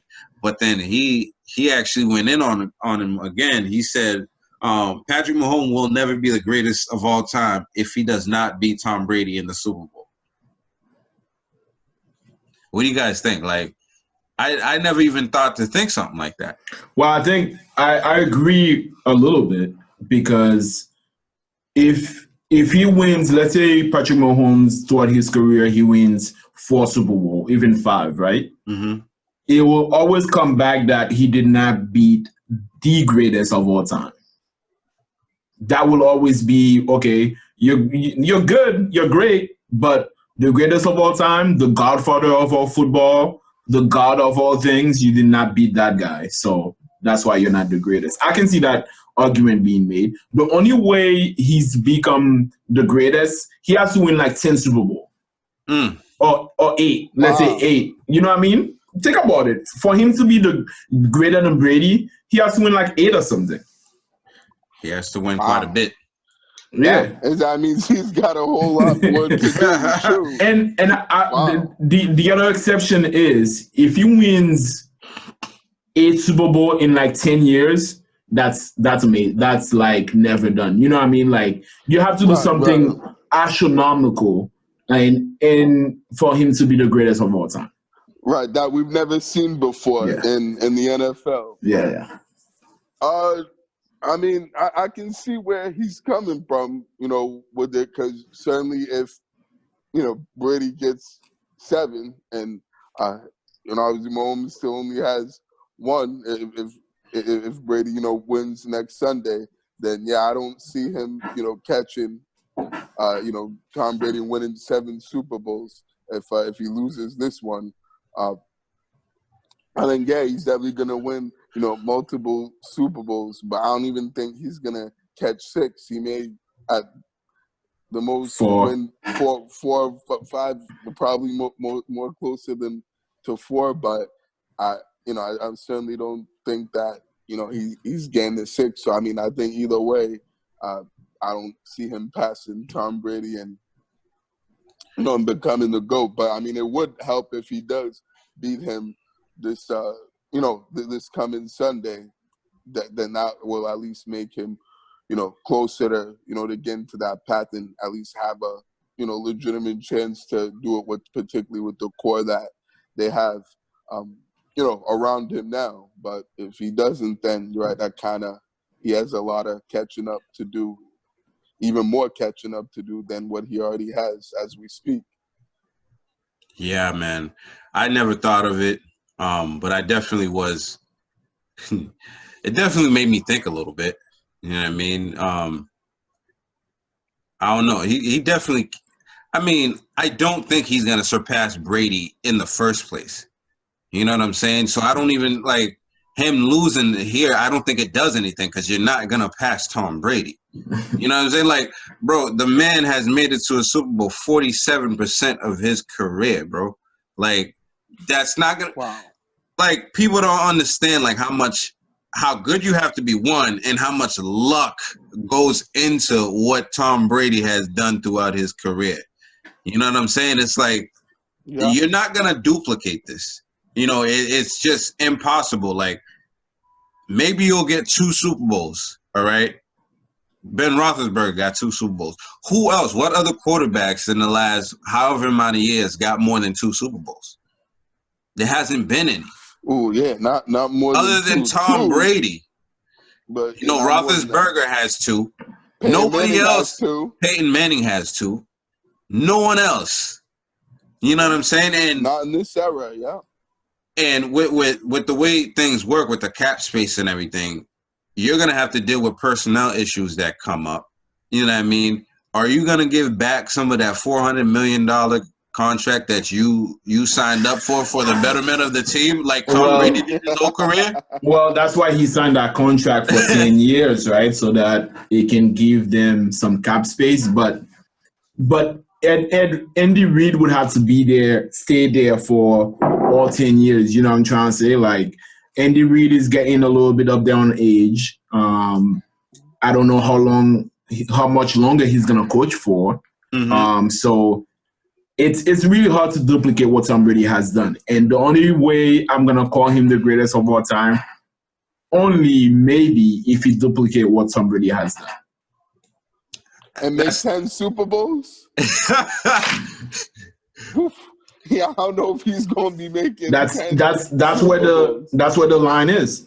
Yeah, listen, Tom Brady man, has set the bar that high, right? Some people are lucky to get to 3 Super Bowls. You're gonna go to 10. Some people are lucky to get to 1, buddy. Right. 1. Exactly. As we said earlier in this podcast, quarterbacks like Phillip Rivers didn't even make it to a Super Bowl. Pat McAfee always tells the story where he went to the Super Bowl with the Colts against the Saints. And the Saints beat them, obviously. And he went back to the locker room and he was telling all the guys, "Hey, guys, why you guys so sad? Like, we can make it next year. Don't worry, we'll make it next year." And they never made it to another Super Bowl. So it's really hard. Yeah, it's tough in football to get to that point. Listen, I don't see anybody doing what LeBron James is doing. I don't see anybody doing what Tom Brady did. Going to 10 chips, like, you're not gonna do that, man. You know what I mean? I'm telling you, the only way that he's mentioned in that conversation is, let's say he goes to 5 Super Bowls and he wins all 5. No, he'd have to go to 6 at least. 6 winning all 6 without losing 1. That's in the GOAT conversation. That's amazing. That's in the conversation with Brady and Jordan. Yeah. Right? Jordan never lost a final. And that's one of the one thing Jordan has over LeBron, right? Is he went to 6 and won all 6. Mm-hmm. Right. The only thing. I don't know if it's the only thing, but one of the only things. Yeah. Let's not start this conversation now. Let's not start this conversation now. I got y'all. I got y'all. Exactly. Let's stay on the NFL. No, but without question. You can't say anything about Jordan without triggering this guy. Right. That's true. No, you can't. Yeah, you definitely can't. But no, I think Pat Mahomes, since they've locked up Tyreek Hill and Travis Kelce long term, I mean, it's possible that they could go on a run, but I don't know. How long do those guys stay on top of their game and be at the top of the position? Right, because they're in their prime now. There's a drop off. They're gonna get older. Exactly. Right. They're not going to be playing at this level forever. Brady's done it with nobodies. He's done it with good guys. He's done it with mediocres. Like, bro, there's so many ways he's done it. Like, right now you have a high octane offense. All right. We'll see, if that stays the same way, for the next, 20 years? Are you going to play 20 years? You might have to play 20 years. No. Are you going to play long enough to catch that? I'm not saying Tom Brady never had a concussion, but we never knew about it. Yeah, his wife told us. Yeah, that's the only that's the only reason why we know. You know what I mean? So if you think about it, if he wants to stay in that conversation, he needs to stay healthy as well. I saw another question. Somebody said this Super Bowl would be the greatest quarterback matchup of all time. I agree. Or disagree? I agree. One of the greatest quarterback matchups of all time. Yeah, at least in my lifetime. I think, Peyton Manning and Brady never faced each other in the Super Bowl.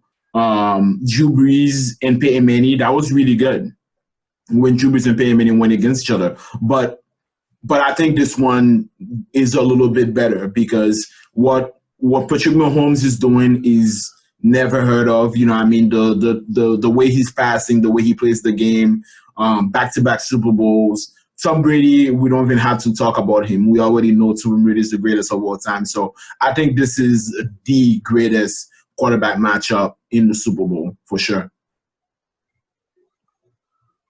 Yeah, I mean, it's certainly up there. I think the only one I could really compare to, other than the one that Vlad just said, was Dan Marino and Joe Montana when they played each other in the Super Bowl. Those were two of the greatest, quarterbacks in their era when they played. And I mean, this is what we're getting this coming Sunday. Is two of the greatest quarterbacks that have played in this, modern era. I know Pat Mahomes is, still young and is only, played for 3 years. But, I mean, like you said, he's already on a record-setting pace. And what he's done in a shorter period of time, we haven't seen too many quarterbacks play this well and have this level of success that, he's had in 3 years. And you're already winning an MVP, already winning a Super Bowl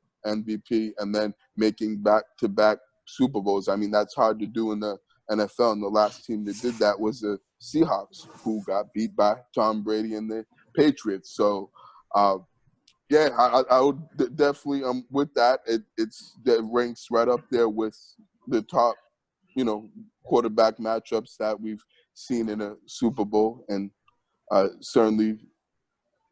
It makes sense why, people would say that. So, I mean, I think when it's all said and done, like that will be true, But I think for me, the way I'm thinking about it is like currently, right? The way Patrick Mahomes' career is coming. I think, there's a lot of hype around Patrick Mahomes, you know what I mean? Like, and deservedly so, but at the same time, I feel like he's still in the first 5 years of his career. You know what I mean? Like he only has one ring, as opposed to Brady with 6. So I'm like, I don't know. But I'm losing my train of thought a little bit there.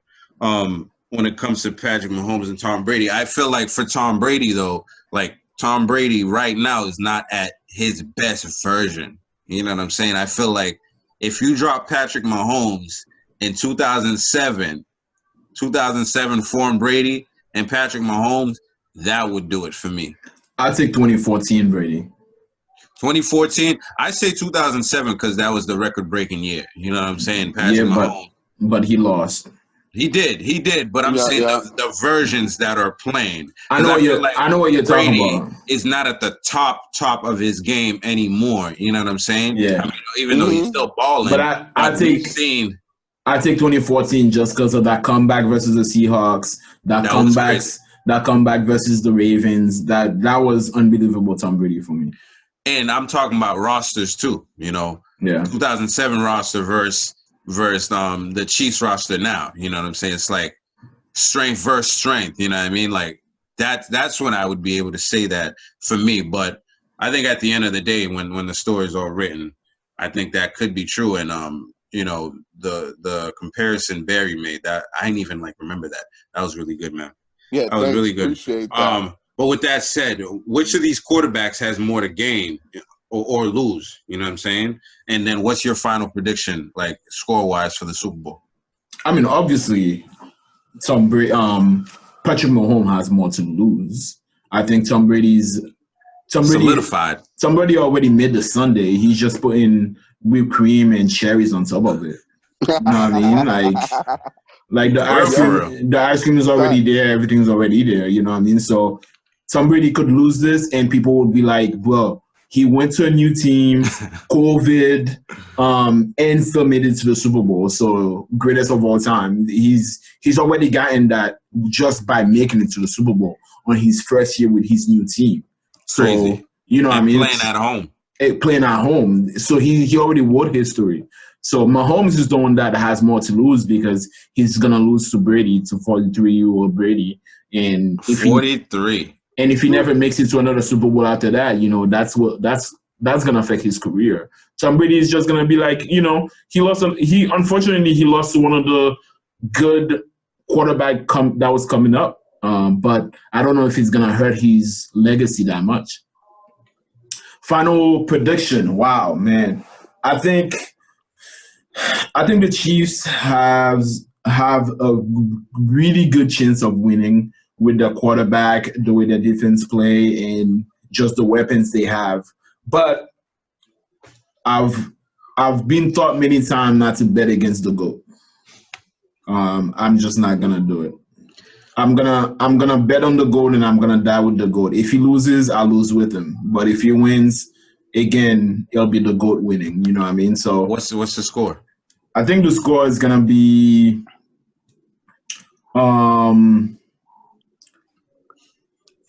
28-24 Bucks.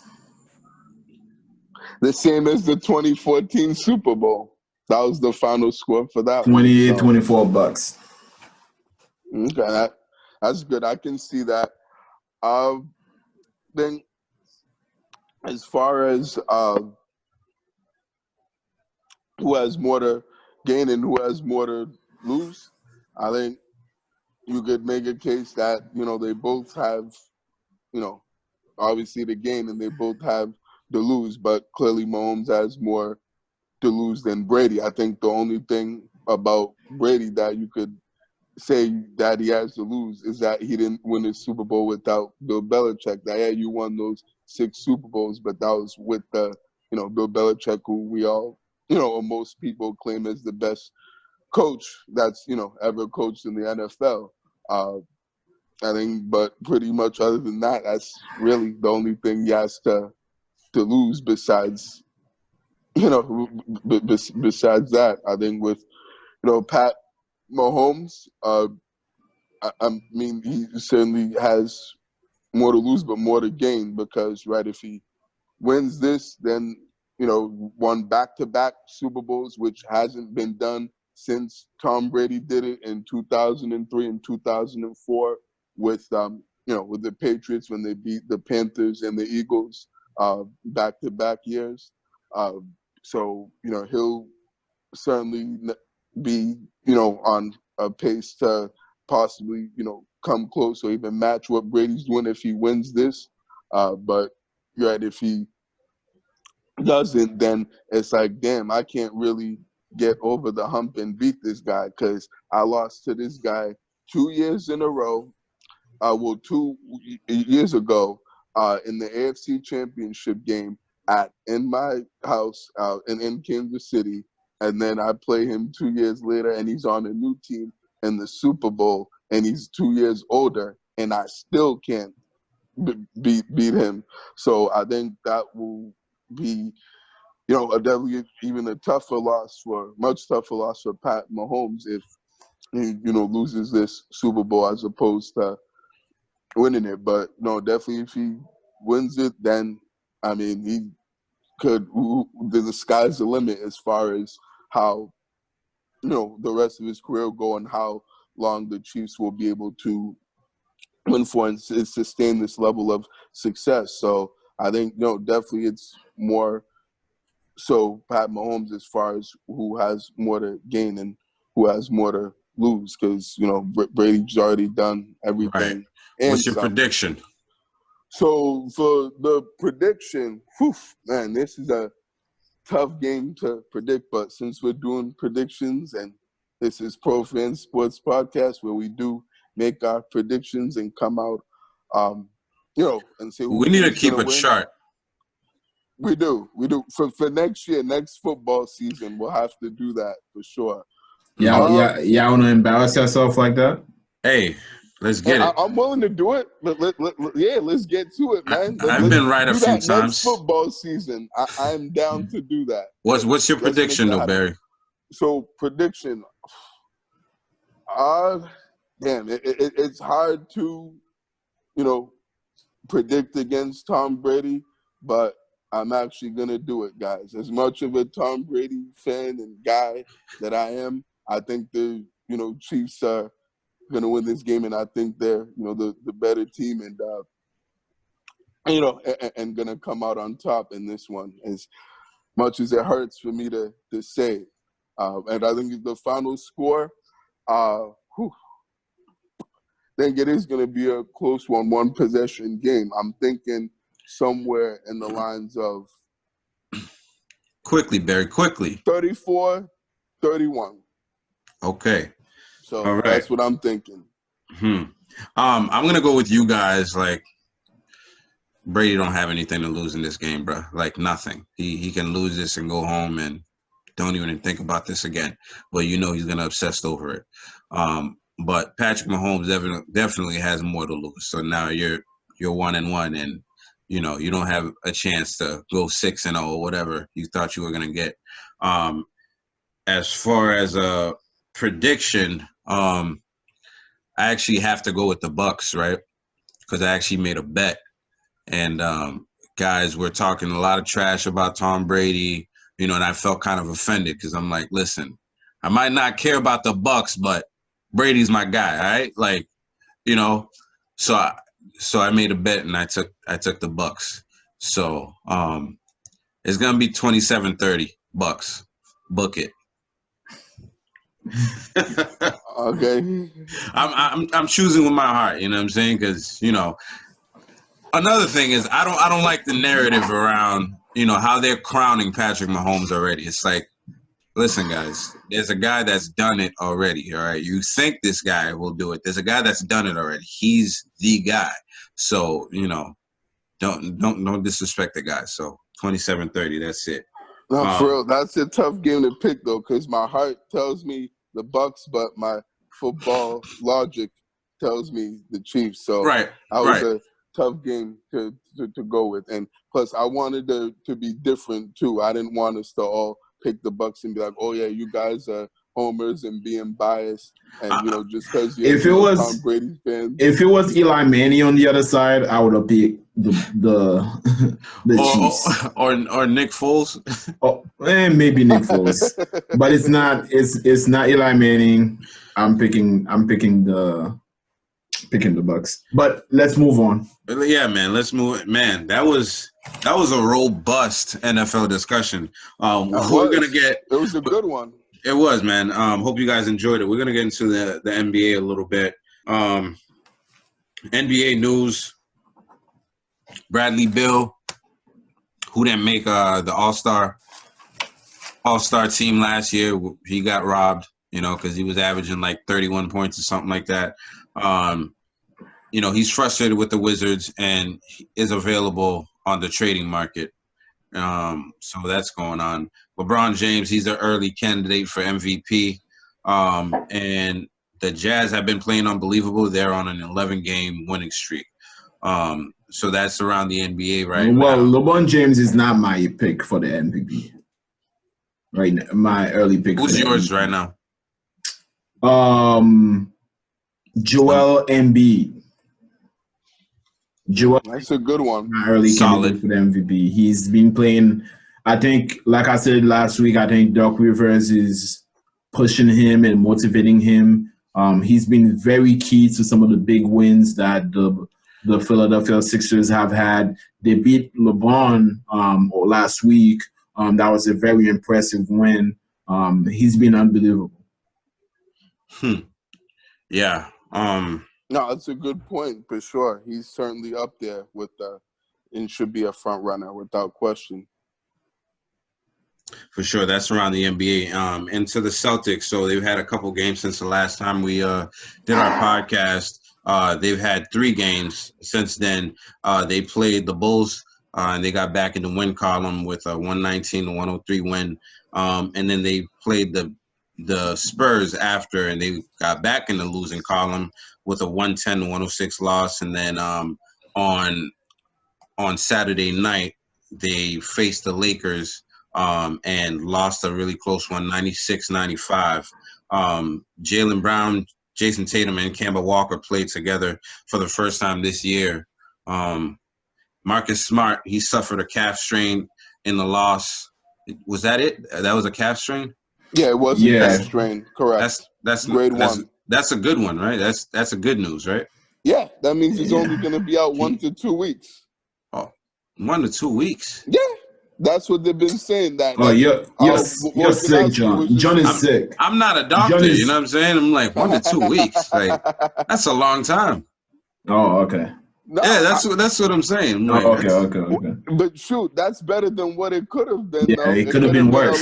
If it was grade 2, it would have been worse. Yeah. Or absolutely, he'd be out at least a month if it was. Good Lord.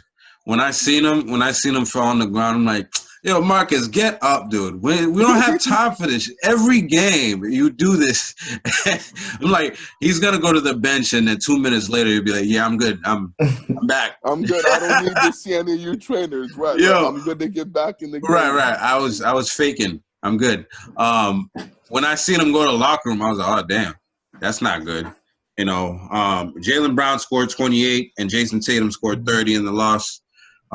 Those guys, they're pulling their weight, man. You know, they've been doing it all year, and clearly they're the 2 all-stars of the team. So, you know, you saw Kemba on Saturday night, you know, with that last shot that he made, which was a Kemba type of shot to take, and he didn't hit the shot, and, you know, regulation went out and we lost the game. So what have you guys been seeing from the Celtics lately? What do you guys think needs to happen, changes that need to be made? Your thoughts. You know, I think those last couple of games just tells you that the Celtics had a terrible offseason. I think the moves that we made in the offseasons were not the moves that Celtics fans wanted. This is the moves that Danny Ainge sold us and told us were good moves. You know, bringing Jeff Teague, bringing in Tristan Thompson, those guys haven't done shit. Literally nothing. Teague had a good first game. Tristan had a couple of double-doubles, but since then, he hasn't really done shit, you know what I mean? And he's not really helping us the way we thought he was going to help us. He's really just out there being a big body, not really protecting the rim, anything like that, grabbing a couple of rebounds, but he's not giving us more than that. Averaging a double single. Jeff Teague, we were hoping would help us on the offensive side. He really hasn't really done that either. I think it's so. My point is, one of the big things we wanted to address in the offseason was the interior defense of the Celtics, and we don't have any interior defense. We had a close game against the Lakers, great, and that was a good game. But I think if we had somebody in the interior defense to protect the rim, I think we would have won that game by I'm not gonna say easily, but I think we would have won that game for sure. You know what I mean? And the same thing against the Spurs. And I think Danny, I don't know, man. For a while now, I've been iffy on Danny Ainge. You know, I think there's been a lot of, you know, you always hear about the Celtics pride, Celtics history. I know nothing of the Celtics history for the past 30 years. You know what I mean? One championship over the past 30 years. Because, you know, they always compare the Celtics to the Lakers, right? Because the Lakers have 17, Celtics have 17. But the past 30, 40 years, who's really been the good team? The Lakers. So we give the Lakers time to catch up with us. You know what I mean? I don't know. I'm not going to say fire Danny yet, but I need more. You're not impressed? No, not at all. Not at all. No, I mean, I definitely hear what you're saying on that, Vlad. I mean, I certainly haven't liked what I've seen these last couple of games from the Celtics. I mean, yeah, they had some good, stretches, but they've also had some really bad ones too, and ones that shouldn't happen. As far as I'm concerned, there's just sometimes this team just has like a lack of focus, or the period where they play just really sloppy and don't, what I'm saying, have that attention to detail that they should, have. When they're playing. So, for example, I don't know what happened at the end of that first half, but y'all remember when they gave up an easy 4 points to San Antonio when they were down 10, San Antonio scored, then they stole the inbounds pass and scored again. And instead of being only up by 10 going into half, they were up by 14. And we ended up losing by 4 because of those 4 points. I knew it as soon as it happened. I'm like, damn, what the hell was that? If this ends up being a close game and we do end up coming back, those 4 points can cost us, in this game. And that's exactly what happened. So that was unacceptable. And I blame that partially on Brad Stevens. That, you can't allow that to happen. You got to make sure that, things like that, don't happen towards the end of the half. So, and then towards the end of that game, I was particularly on that last possession. Marcus Smart had a good shot at that corner 3, but I want Jason Tatum taking that shot, not Marcus Smart or Jaylen Brown. The only 2 people that I want taking late game shots with the game on the line, especially if we're down, is either Jason Tatum or Jaylen Brown, and no one else. Jason Tatum, I get you made the right play and you swung it out to the open guy, but bro, we paid you the big bucks and gave you that big contract extension this offseason. Get back in position.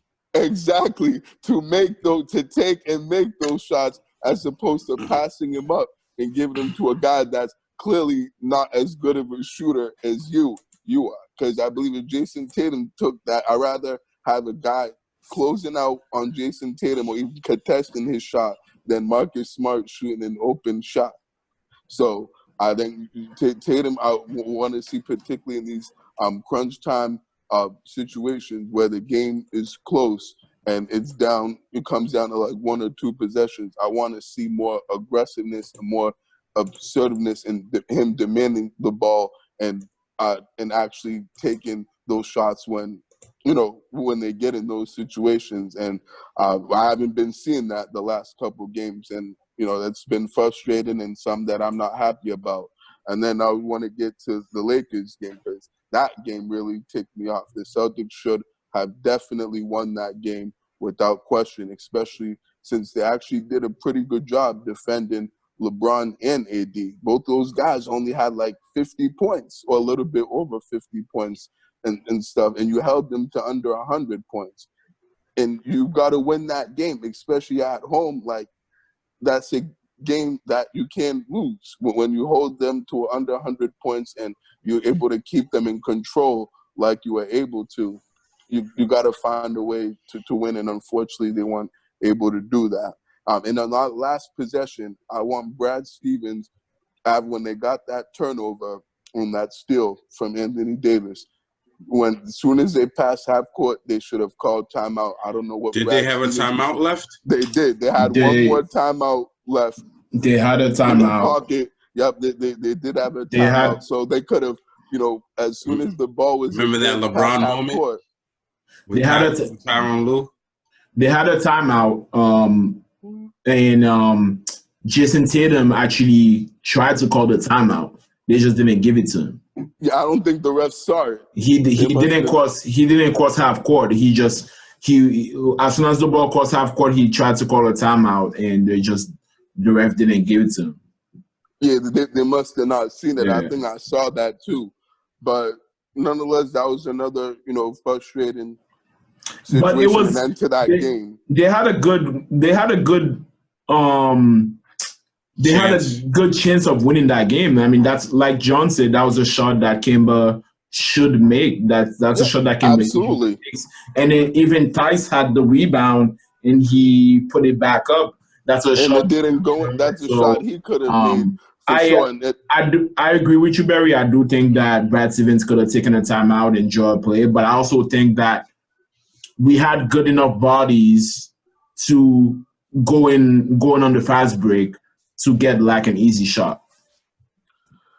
That's true, but I definitely hear what you're saying on that. But at the same time, what I'm saying, what you want to call a timeout is you want to, like, getting back to what I was saying, make sure in the late in the game, when the game's on the line, you get the ball in your best player's hands, and you know what I'm saying, and you let him take the shot and win you the game. That's what I want to see. That's what I thought that should have happened in that situation, and it obviously didn't. And that's where my frustration comes in with Brad Stevens and the way he handled the end of that game last night. I think they played hard. They competed. Definitely. Tatum and Brown were great. We got solid contributions from Time Lord Williams, and Tice was all right, but the rest of those guys, the bench wasn't very good either. It was sucked, and then Kemba Walker flat out sucked and was garbage. Like 1 for 12, 4 points, that can't happen. That's unacceptable for Kemba Walker. Like I'm sorry. Like I like the guy and want him to do well, but I mean you got to give me more than that. So I hope they can do better as far as changes they need to make. I think, like you said, I just think they need more attention to detail. Need to be better in late game situations, and and they just need to close out games better. That's what I want to see, and the bench needs to wake up because they're giving us nothing. Right. I mean, Peyton Pritchard went out, and now we see that kid's valuable on the bench. He is, absolutely. I think that's why they're gonna rush him back to come in, on Wednesday the 3rd. So but I don't want them to rush this kid back. I don't want him to be rushed either, man, for sure. I think, I don't know, man, this team, I feel like sometimes has a lack of focus. The games that we're supposed to win, you need to go in there and win the games, like flat out. You know what I'm saying? Like against the Spurs, it's like we have these moments where, we play down to the competition and, we'll be playing so well, and then we just let them rip off like 20 points, get back in the game or take the lead or whatever, especially against the Spurs. It's like we shouldn't be going down by 14 against the Spurs. You know what I'm saying? No, I agree. That shouldn't happen. Unacceptable. They need to understand how to close out games better, because we should have won that game last night. Like, the Lakers came back to take that game from us. We were up, 6, 7 points with like 5 minutes left or something like that. And they came back and hit everything they were supposed to. And we did. Even that foul against LeBron James, that Jalen got the foul shots and he missed both foul shots. It's like, come on. That's really what cost us. Like, right. We also scored 4 points on ourselves. We need more focus. You know what I'm saying? More focus. The bigs. Brad Stevens needs to figure that shit out. Like playing all three of them, like, almost equal minutes or whatever is going on over there. They don't have a time. They don't have a chance to like catch a rhythm and actually be, part of the offense like they should be. And I feel like he needs to do a better job of managing that. And making sure that they're working properly within the system. I think that's why somebody like Tristan Thompson is like not very comfortable, and he's not doing a lot of things that you used to see him doing in like Cleveland, not crashing boards as much, not in the right positionings anyway. And I don't know. Brad Stevens definitely needs to figure that out. I love the press conferences after we lost the game. Yeah, that was a great shot. That's a shot I'm gonna live with. that's a shot I always live with. That was a good play. He had a good look, blah, blah, blah. It's like this guy's never pissed off. And sometimes I'm like, dude, just show a little emotion, man. You know what I'm saying? Like, get angry a little bit, you know. Like I said, the angriest I've seen him or heard him sound was the other day when he, like, criticized the team and said that we're not going to win any games like we're playing, you know. They need to come down on defense and do what they need to do because, you know, like you said, 90 held them under 100 points. We should have had that game, especially with Jason Tatum and Jaylen Brown scoring in the 50 points, you know, together. So what was that, 58? Because one scored 30, one scored. Yeah, it was 58 points, so they almost had 60. They outscored LeBron and AD. Yeah. Yeah, for sure, man. And, you know, things are not going to get any easier moving forward because they're going on the West Coast trip right now. And they're going to be facing the Warriors, the Kings, Clippers, and the Suns up next. So that's February 2nd against the Warriors, February 3rd against the Kings, so back-to-back, the 5th against the Clippers, and then the 7th against the Suns, who are, you know, they were on a losing streak, but they're back in the winning columns now. Yeah, they haven't been playing without they've been playing without Devin Booker, so that's why I think they slumped a little bit, but he might be back in time for that game, so we'll see what happens. Right. So let's move on to the MLB. You know, where there's so news is no player got voted in from the 2021 Hall of Fame ballots. None of the candidates reached the 75% vote threshold. That's crazy. And some of those guys on there are Curt Schilling, Barry Bonds, Roger Clemens. That's wild. I know, man. I don't know, man. I feel like Barry Bonds is a Hall of Famer, and Roger Clemens, and even with the steroid thing, even with that shit, because there was a lot of guys doing steroids. They didn't perform like that. You know what I mean? It doesn't mean like you do steroids all of a sudden you're gonna be hitting everything. It's like you have to have hand-eye coordination. You know, it took some talent. Everybody was doing it. Everybody was doing it. It took some talent to actually be able to do what they do. Barry Bonds actually had a Hall of Fame career before the PED allegations and stuff.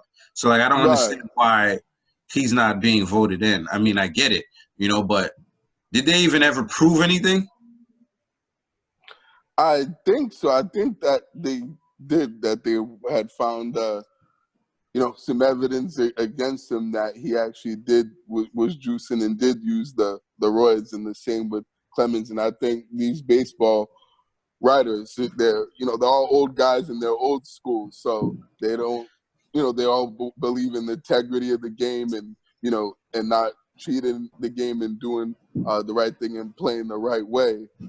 And I guess they believe that those guys didn't really do that throughout their whole career. Like in the beginning of the career, Bonds and Clemens were still really good players and were already Hall of Fame caliber players even before the juice. So I'm with you on those guys definitely, getting in, because like they've shown that they had. Why is Curt Schilling not getting it? I think it's with him. I don't think it's the steroid thing. I think it's more of a. Does he even have a steroid thing? I don't think Curt Schilling doesn't have a steroid thing.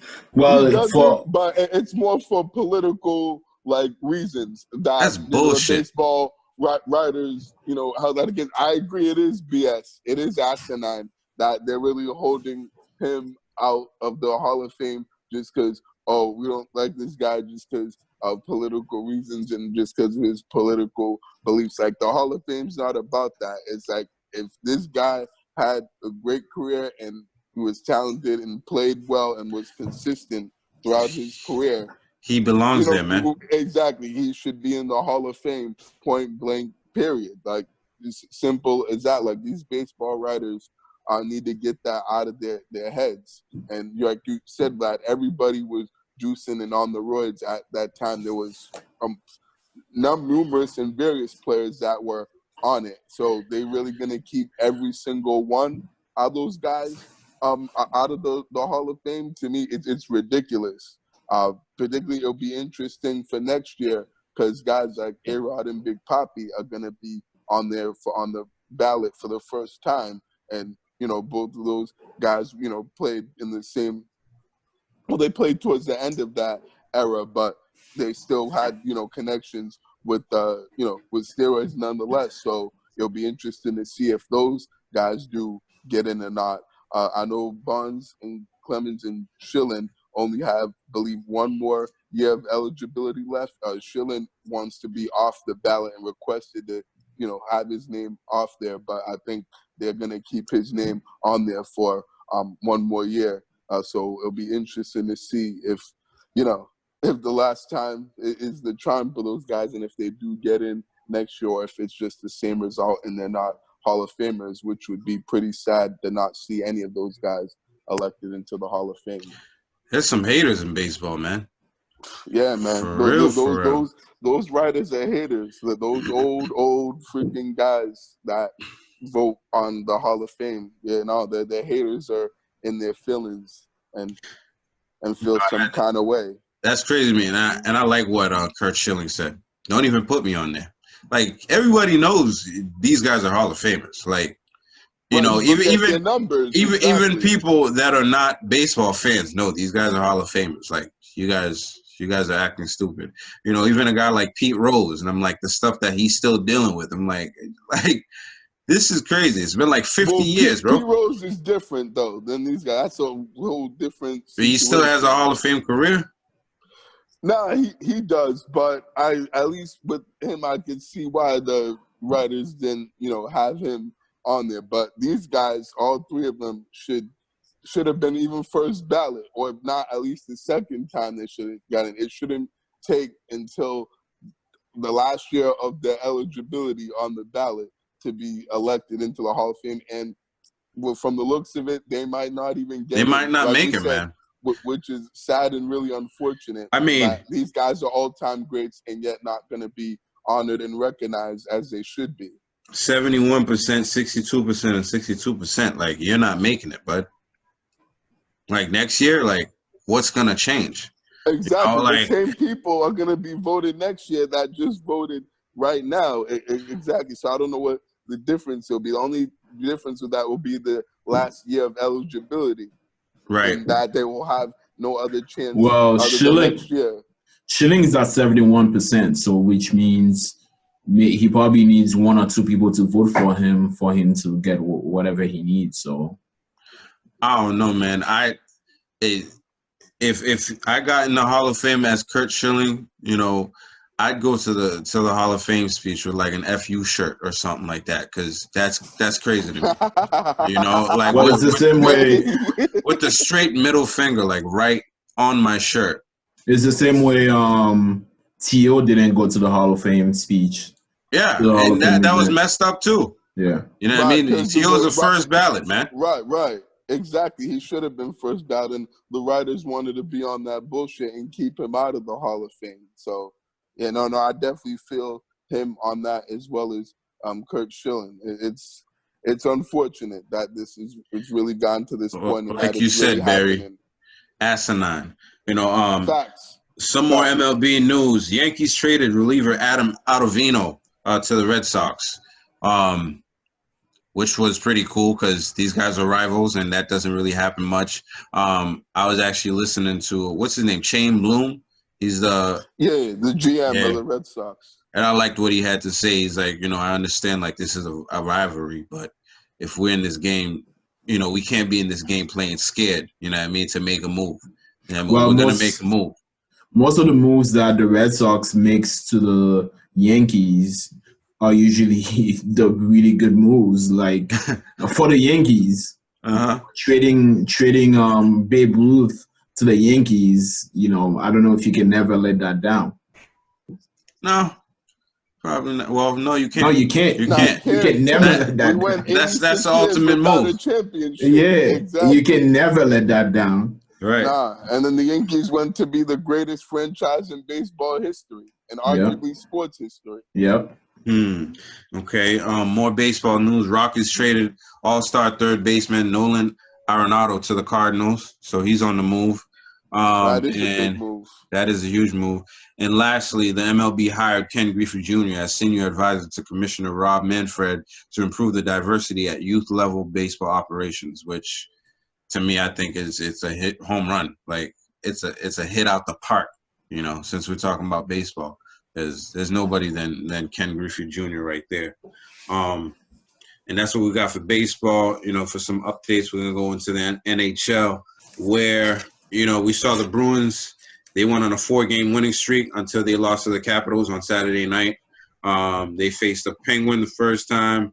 They won 3-2. Another time, 4-1.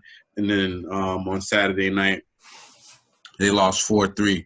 So the Bruins have been playing pretty well as of late and have been winning their games. I think David Pastrnak came back, Barry. He did last night. Saturday, excuse me. He came back and played his first game this season against the Capitals. Yeah, so I mean that's good news because you know that guy's the top scorer on the team, right? I mean, at least last year he was. So right. Yeah, no, definitely, it's one of their best players. So it's always great to have, you know, one of your top players back on the team. Yeah, for sure. And you know what?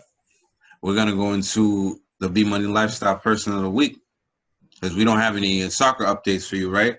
Not today. Anything soccer? I heard something about Messi.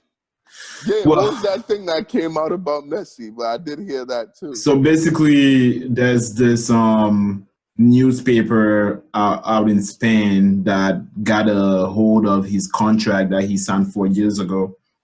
And basically the contract shows that Messi made somewhere around 555 million in the last 4 years, something around like 100 and I think it's like over 100 million per year over the last 4 or 5 years. And Barcelona is upset because they didn't want that they didn't want that information to come out. Because everybody thought he was making like 30, 40 million a year. And apparently he made 100 and something million a year. That's wild, man. Dang. He had it at the overseas banks, you know what I'm saying? He was stashing it. Legit.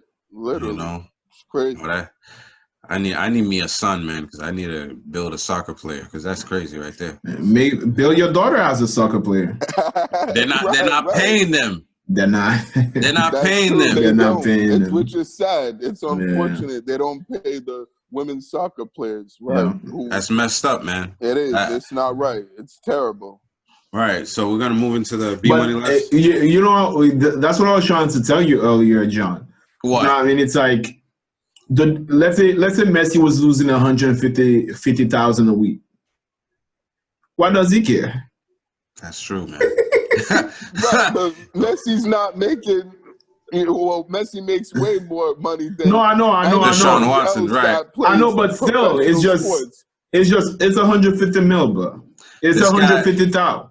This guy will drop 150,000 for dinner. Exactly. For real. Seriously. I'm paying for the whole restaurant. Yeah. Can you close down the restaurant tonight? I'm coming in for dinner. 150. Exactly. Right, and just drops that card. Boom. Here you go. That's crazy, man. That's crazy. It's insane. It's wild. Unbelievable that the guy has that kind of money to do that. Mucho guapo. What you got for us, Barry? Yeah, or mucho dinero, as they say in Spanish. Right. B Money Lifestyle of the Week. We have kind of I would say bittersweet story in a sense that happened. So in the B Money Lifestyle People of the Week, the Boston Bruins. So the reason why I decided to have them and recognize them as the B Money Lifestyle People of the Week is because on Tuesday, apparently this hockey player named AJ Quinta had suffered a severe spinal cord injury during a game against Pope Francis School in Springfield on the 26th. And this kid, AJ Quinta, he plays for Bishop Fee Haven high school. So he, had got crashed into the boards and hit his head against, the boards during the game. And, unfortunately had a severe injury. So what the Bruins, did was that the Bruins and the Bruins Foundation have pledged a minimum donation of $100,000 to, this kid, AJ Quinta, for his medical expenses that he's going to need for his injury. And a quote that the Bruins came out with was that, despite these tragic circumstances, it makes my family and the Boston Bruins organization very proud to see such an outpouring of support from the New England hockey community. That was a quote by the CEO of the Bruins, Charlie Jacobs. Then he went on to say, AJ and his family should know that they are not alone in the journey and that we will be with him the whole way. So they not only gave that donation, but I can also remember from seeing the highlights of that game, they had his jersey hung up right in right on their sideline, right on the Bruins sideline. They had the kid's jersey hung up right over there. So they honored him, in that way, which was pretty cool for them to do that. And then another thing they did was that apparently previously used game sticks from select Bruins and Panthers players would be available for auction at the www.bruinsauction.org. So and then they said all the proceeds from that auction will benefit AJ Quinta and his family.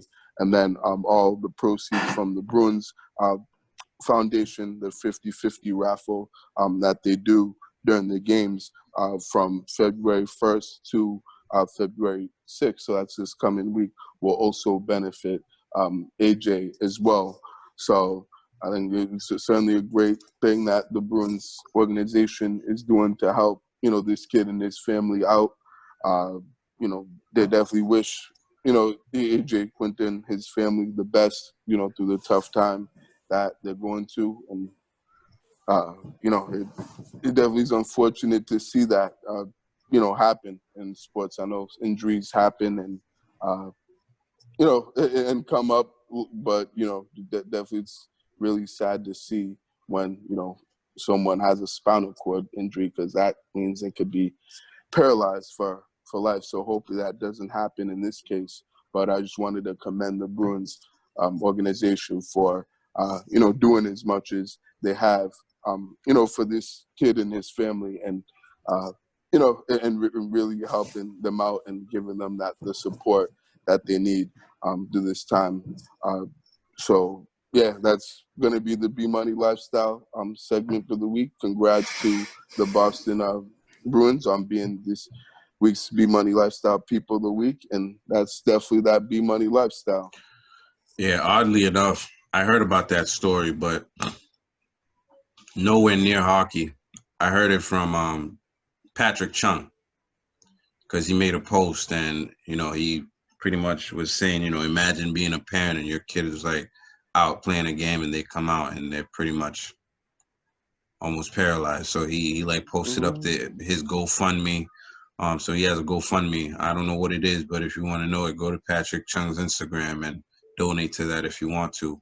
But yeah, that's a sad story, and hopefully that kid makes a full recovery. I know it's going to be a hard road, ahead for him and what happens. Hopefully he has the will enough to come out and get his mobility again. You know what I'm saying? Yeah, absolutely. But, as always, thank you to the people that are still here with us listening. Smash the like button, notification button, comment, send us some questions. But until episode 47, we'll see y'all next week. Peace. Have a good week, everyone. See you next week. Enjoy the Super Bowl, guys. The Super Bowl. All right, fellas.